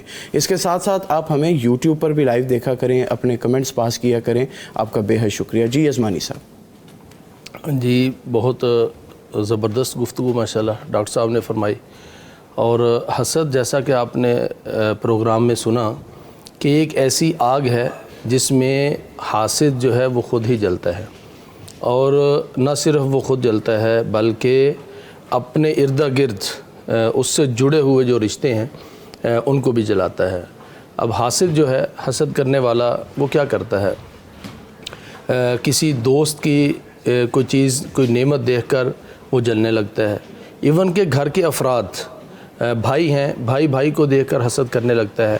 تو وہ جو اخوت کا رشتہ ہے، وہ جو بھائی چارے کا رشتہ ہے، وہ جو اسلام کے اور بھائی کے رشتے کے اندر اللہ تعالیٰ نے ان کو پرویا ہے، وہ حسد کی وجہ سے اس رشتے کو توڑ دیتا ہے۔ اور حاسد جب حسد کر رہا ہوتا ہے تو کیا خیال ہے، وہ اللہ تعالیٰ پہ تقسیم پر راضی ہوتا ہے؟ نہیں راضی ہوتا، وہ اللہ تعالیٰ پر اعتراض کر رہا ہوتا ہے کہ اللہ نے اس کو کیوں دیا، اللہ تعالیٰ نے مجھے کیوں نہیں دیا، یا پھر اس کی یہ خواہش ہوتی ہے کہ مجھے ملے نہ ملے لیکن اس کے پاس نہیں رہنا چاہیے۔ یعنی یہ ایک کتنی عجیب احمقانہ سوچ ہوتی ہے کہ مجھے ملے یا نہ ملے لیکن اس کو نہیں ملنا چاہیے یا اس کے پاس نہیں رہنا چاہیے۔ تو یہ حسد کی یعنی ایک عجیب سی بیماری ہے۔ اب چور چوری کرتا ہے کیونکہ اس کو، اب یہ بھی بری بات ہے، لیکن اس کے پیش نظر یہ ہوتا ہے کہ وہ چیز ہتھیا کر وہ اپنے مال کے اندر اس چیز کو جمع کر لے۔ ڈاکو ڈکیتی کرتا ہے، یہ بھی غلط ہے، لیکن وہ اس مال کو اپنے مال میں ایڈ کر کے اپنے بینک بیلنس کو بڑھانا چاہتا ہے۔ دیگر جتنے بھی جرائم ہیں، ان جرائم کے اندر وہ جرم اپنی جگہ پر، لیکن جرم کرنے والا اس کے پیش نظر اپنا کوئی نہ کوئی فائدہ اور اپنا کوئی نہ کوئی مفاد ضرور ہوتا ہے کہ یہ جرم کرنے سے مجھے کوئی نہ کوئی مالی فائدہ ہوگا۔ لیکن حسد یہ ایک ایسی بیماری ہے، یہ ایک ایسا جرم ہے کہ جس کے کرنے والے کے پیش نظر ذاتی فائدہ کوئی نہیں ہوتا، اس کے بدلے میں اس کو مفاد کوئی نہیں ملنا، اس کے بدلے میں اس کو پیسے کوئی نہیں ملنے، اس کے بدلے میں اس کو نعمت کوئی نہیں ملنی، تو بس وہ ایسے ہی حسد کیے جا رہا ہے۔ تو یہ کتنا بے وقوف ہے کہ بدلے میں ملنا بھی کچھ نہیں ہے، اپنا مفاد بھی کچھ نہیں ہے، تو دوسرے بندے کو گرانے پہ جو ہے نا وہ تلا ہوا ہے۔ اس لیے دوسرے کو گرانے پر یا دوسرے کی نعمت کے چھن جانے کی تمنا اور خواہش کرنے کی بجائے انسان خود کوشش کرے۔ وہ ایک شعر ہے، حسد الفتح اذا لم ینالوا سعیہ، لوگ جب دیکھتے ہیں۔ جی کالر ہے ہمارے ساتھ۔ جی السلام علیکم عبداللہ صاحب۔ وعلیکم السلام، میرا یہ زبانی کا بھی سوال ہے۔ جی فرمائیں۔ یہ ہے کہ میرے والدہ بھی وفات ہو گئی ہے اور میری والدہ نے وفات دیکھا تک میرے والد صاحب کی جا رہی ہے۔ آواز آپ کی نہیں آ رہی، ذرا اونچی بولیے گا۔ وفات ہو گئی ہے تو میری والدہ نے خواب دیکھا تھا کہ وہ حج پہ جا رہی ہے، اس کے بارے میں تفصیل بتائیں۔ والد صاحب کی وفات ہو گئی ہے اور والدہ محترمہ نے دیکھا ہے وہ حج پہ جا رہی ہیں؟ جی ٹھیک ہے، تو آپ کی والدہ محترمہ نے اپنے آپ کو حج پہ جاتے ہوئے دیکھا ہے، جبکہ آپ کے والد محترم، والد صاحب کو دیکھا کہ وہ حج پہ جا رہے ہیں۔ یہ تو بہت مبارک خواب ہے ماشاءاللہ۔ آپ کے والد صاحب وفات پا چکے ہیں اور والدہ محترمہ نے دیکھا ہے کہ آپ کے والد محترم حج پہ جا رہے ہیں، ایسا ہی ہے؟ اور جو حج ہوتا ہے نا وہ گناہوں کی معافی، گناہوں کی بخشش کا بہت بڑا ذریعہ ہوتا ہے الحمدللہ۔ تو اگر والد محترم کو حج پہ جاتے ہوئے دیکھا ہے تو یہ اچھی خبر ہے، یہ ان کے گناہوں کی معافی کا کوئی نہ کوئی ذریعہ، کوئی نہ کوئی سبب پیدا ہو رہا ہے انشاءاللہ، اور یہ اچھا خواب ہے۔ اور دوسرا، آپ کے گھرانے میں سے کسی کو اللہ تعالیٰ توفیق دے حج کی یا عمرے کی، تو وہاں جا کر ان کی طرف سے عمرہ بدل یا اللہ تعالیٰ ان کی طرف سے حج کرنے کی توفیق دے، یہ بھی کرنا چاہیے۔ لیکن یہ ابتدائی طور پر بہت اچھا خواب ہے انشاءاللہ، والد محترم کے گناہوں کی بخشش اور اللہ تعالیٰ کے ہاں ان کے درجات کی بلندی کا ذریعہ ہے انشاءاللہ۔ تو ناظرین، اس خواب کے بعد میں آپ کو بتا رہا تھا کہ حسد جو ہے، حسد الفتى اذا لم ينال سعيه، کہ لوگ جب کسی نوجوان کو دیکھتے ہیں وہ دنیا کے اندر بڑھتا ہی چلا جا رہا ہے تو پھر وہ اس جیسا بننے کی بجائے، کوشش اور محنت کرنے کی بجائے وہ اس سے حسد کرنا شروع ہو جاتے ہیں، اس کے نیچے سے، پاؤں کے نیچے سے زمین یا اس کی سیڑھیاں کھینچنے پر جو ہے نا وہ تل آتے ہیں۔ جی ایک اور کالر ہے، طارق محمود صاحب فیصل آباد۔ السلام علیکم۔ جی وعلیکم السلام ورحمۃ اللہ وبرکاتہ۔ جی صاحب یہ پوچھنا تھا کہ اکثر میرے خواب کئی دفعہ آئے ہیں نا تو وہ پورے ہو جاتے ہیں۔ ماشاءاللہ، اچھی بات ہے۔ ہاں جی، 2-3 خواب ہیں نا جو میرے پورے ہوئے ہیں۔ ماشاءاللہ ماشاءاللہ۔ تو لیکن جو خواب ہم کسی دوسرے کو بتا دیتے ہیں، شیئر کر دیتے ہیں، وہ نہیں پورے ہوتے جی، اس کے اندر پوچھنا تھا، یہ وجہ کیا ہے جی؟ اللہ تعالیٰ کے بارے میں اچھا گمان رکھیں، اور پہلی بات تو یہ ہے کہ اچھے خواب آپ نے دیکھے اور وہ پورے بھی ہوئے، یہ آپ کے ایمان کی علامت ہے انشاءاللہ۔ نبی کریم صلی اللہ علیہ وسلم کا فرمان ہے کہ بندہ جتنا سچا ہوگا نا عام گفتگو میں، اتنے اس کے خواب بھی سچے ہوں گے۔ تو اگر کسی کے اچھے خواب پورے ہو رہے ہیں تو وہ سمجھے کہ انشاءاللہ وہ آدمی عام گفتگو میں سچا ہے۔ اور دوسرا، آپ نے کہا کہ جو بتاتے ہیں وہ پورے نہیں ہوتے، ایسا نہیں ہے کہ پورے نہیں ہوتے۔ حضرت یوسف علیہ السلام کا واقعہ وہ آپ سامنے رکھیں۔ حضرت یوسف علیہ السلام کو کب خواب آیا تھا کہ 11 ستارے، چاند اور سورج ان کو سجدہ کر رہے ہیں۔ اس وقت حضرت یوسف چھوٹے سے تھے، بڑے نوجوان نہیں تھے۔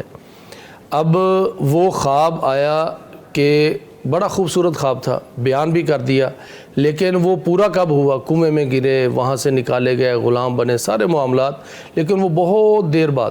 تو اللہ تعالیٰ سے دعا کرے کہ اللہ تعالیٰ آپ کے وہ بھی اچھے خواب پورے کرے، لیکن اس کے لیے کوئی وقت لگ سکتا ہے۔ جیسے ہم دعا کرتے ہیں نا، دعا کی قبولیت میں تھوڑا سا وقت لگتا ہے، ایسے ہی خواب کی تعبیر مکمل ہونے میں یا ملنے میں وقت لگ سکتا ہے، مایوس نہیں ہونا چاہیے۔ جی اور ایک کالر ہے۔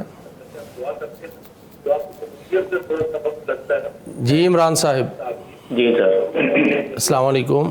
وعلیکم السلام جناب علی۔ جی عمران صاحب کیسے ہیں؟ السلام علیکم۔ جی وعلیکم السلام ورحمۃ اللہ۔ سر ایک خواب بار بار آتا ہے جی، میں بھاگ رہا ہوں۔ اچھا، اور ایک دوسرا ہے کہ ٹرین کا سفر کرنا کیسے؟ ٹرین کا سفر کس طرف کر رہے ہیں آپ؟ اور دوسرا یہ ہے کہ میں ٹرین میں سفر کرتا ہوں لاہور سے ملتان یا ملتان سے لاہور۔ جی ٹھیک ہے، یہ جو ہے نا، ٹھیک ہے، یہ جو بھاگنا ہے نا خواب کے اندر، بھاگنا بھی یہ تیز رفتاری ہے، اور ٹرین اس کا سفر بھی عام سواریوں کی نسبت یہ تیز سمجھا جاتا ہے۔ یہ دو چیزوں کی طرف اشارہ کرتا ہے، یا تو آپ کی زندگی میں کہیں جلد بازی ہے، آپ کو معاملات کے اندر ٹھہراؤ کی ضرورت ہے، یعنی کوئی فیصلہ بعض دفعہ جلد بازی میں کر لیتے ہیں، پھر اس کا جو ہے نا آگے بعض دفعہ خمیازہ بھگتنا پڑتا ہے۔ رسول اکرم صلی اللہ علیہ وسلم کا فرمان ہے کہ جلد بازی شیطان کی طرف سے اور بردباری اور سمجھ بوجھ کر کوئی قدم اٹھانا یہ اللہ تعالیٰ کی طرف سے ایک خاص انعام ہے۔ تو یہ اشارہ ہے کہ جلد بازی نہیں کرنی، بلکہ جو ہے نا معاملات کو سوچ سمجھ کر۔ اور دوسرا اس کا یہ اشارہ ہو سکتا ہے کہ انسان کے کندھوں پر کوئی ذمہ داریاں ہیں، ان ذمہ داریوں کو نبھانے کی بجائے اس سے انسان بھاگ رہا ہے، اس سے جان چھڑوا رہا ہے، تو یہ نہیں ہونا چاہیے۔ تو اگر اولاد کی تربیت کی ذمہ داری ہے، بیوی بچوں کی ذمہ داری ہے، والدین کی خدمت کی ذمہ داری ہے، یا کسی اور معاملے کے اندر کندھوں پہ ذمہ داری ہے، تو اس کی ادائیگی جو ہے نا وہ بالکل بطریق احسن آپ کو کرنی چاہیے۔ باقی خوف کھانے کی، پریشان ہونے کی یا ڈرنے کی ضرورت نہیں ہے انشاءاللہ۔ ٹرین کا سفر جو ہے وہ ایک زندگی کا سفر بھی ہے۔ جب آپ ملتان سے لاہور جا رہے ہیں، لاہور سے ملتان آ رہے ہیں، تو یہ ایک لحاظ سے آپ کے حالات میں تبدیلی کی طرف بھی اشارہ ہے انشاءاللہ۔ اگر کوئی پریشانی کے حالات ہیں تو اس میں تبدیلی آئے گی انشاءاللہ بہتری کی طرف۔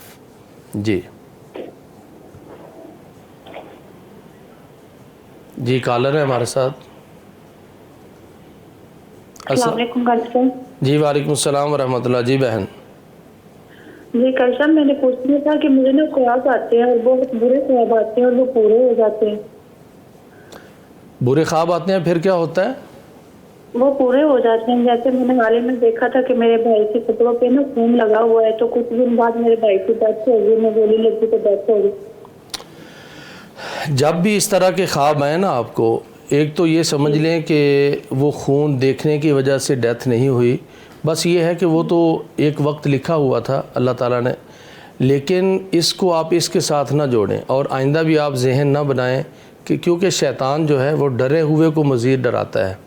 جب بھی اس طرح کا خواب آئے آپ کسی سے ڈسکس نہ کریں، اور رات کو سوتے ہوئے جب آپ کو ڈر کی وجہ سے آنکھ کھل جائے فوراً اپنی کروٹ تبدیل کر لیں، اور تیسرے نمبر پر اعوذ باللہ من الشیطان الرجیم پڑھ کے اپنے دل کی طرف 3 دفعہ تھو تھو کر دیں، اور چوتھے نمبر پر اٹھیں، وضو کریں اور 2 رکعت نفل ادا کریں، اور 5ویں نمبر پر وہ خواب کسی سے ڈسکس نہ کریں۔ تو یہ میرے اور آپ کے پیر و مرشد، ہم سب کے ہادی و رہنما حضرت محمد الرسول اللہ صلی اللہ علیہ وسلم کی گارنٹی ہے کہ یہ کام تم کر لو برا خواب دیکھنے کے بعد، تو اللہ تعالیٰ اس کے نقصان دہ پہلو سے آپ کو بچائے گا۔ تو اس لیے ڈسکس نہیں کرنا چاہیے اس طرح کا خواب، بس اللہ کے سپرد کر دے اور اللہ تعالیٰ سے یہی کہے کہ یا اللہ اس کے نقصان دہ پہلو سے مجھے بچا، تو انشاءاللہ اللہ تعالیٰ محفوظ رکھے گا۔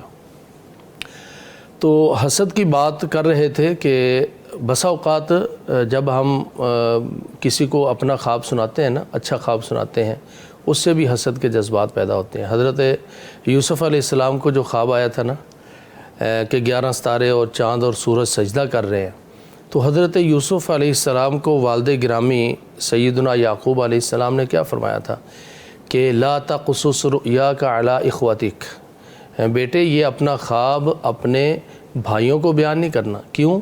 فَيَكِيدُوا لَكَ كَيْدًا إِنَّ الشَّيْطَانَ لِلْإِنسَانِ عَدُوٌّ مُبِينٌ، وہ سازش کریں گے، اور سازش کے پیچھے حسد ہی ہو سکتا ہے کہ ان کو سمجھ آ جائے گی کہ جب وہ خواب سنیں گے تو ہمارے بھائی کو کوئی بہت بڑا مقام ملنے والا ہے اور بہت بڑا کوئی انعام ملنے والا ہے، تو وہ تیرے خلاف سازش کریں گے۔ تو اس سازش سے بچنے کے لیے اس لیے رسول اکرم صلی اللہ علیہ وسلم نے فرمایا ہے کہ جب آپ کو اچھا خواب آئے، خوبصورت خواب آئے، تو اللہ تعالیٰ کا تعریف کریں، اللہ کی حمد بیان کریں، اللہ کا شکر ادا کریں، اور پھر وہ خواب کسی سے ڈسکس نہ کریں۔ اچھا خواب بھی کسی کو بیان نہ کریں، ہاں اسے بیان کریں جو آپ کے دل کے قریب ہے، جو آپ سے مخلص ہے، آپ کے والد ہیں، آپ کی والدہ ہے، آپ کی اہلیہ ہیں، آپ کی اولاد ہے۔ یہ وہ رشتے ہیں جو یعنی وہ دوسرے کو بڑھتا ہوا دیکھ کر خوش ہوتے ہیں۔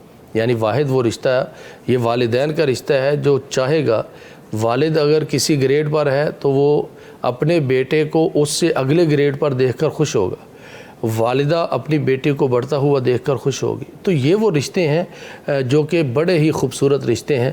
تو اس طرح کا اچھا خواب آئے تو ان رشتوں سے ڈسکس کریں، کسی اور سے ڈسکس نہ کریں، یہ حسد کی وجہ بن جاتی ہے۔ تو اللہ رب العزت ہمیں حسد کی جو بیماری ہے اس سے بچائے، محفوظ رکھے۔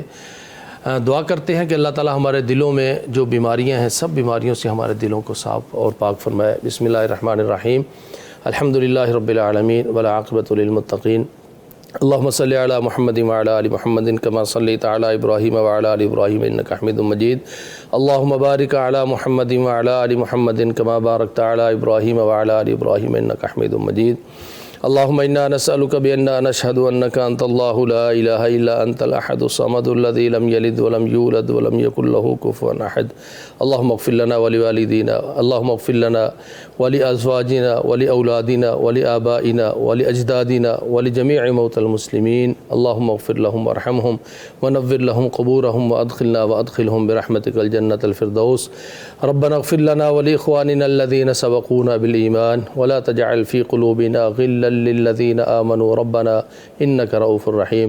یا اللہ ہمارے دلوں کو حسد کی بیماری سے پاک صاف فرما۔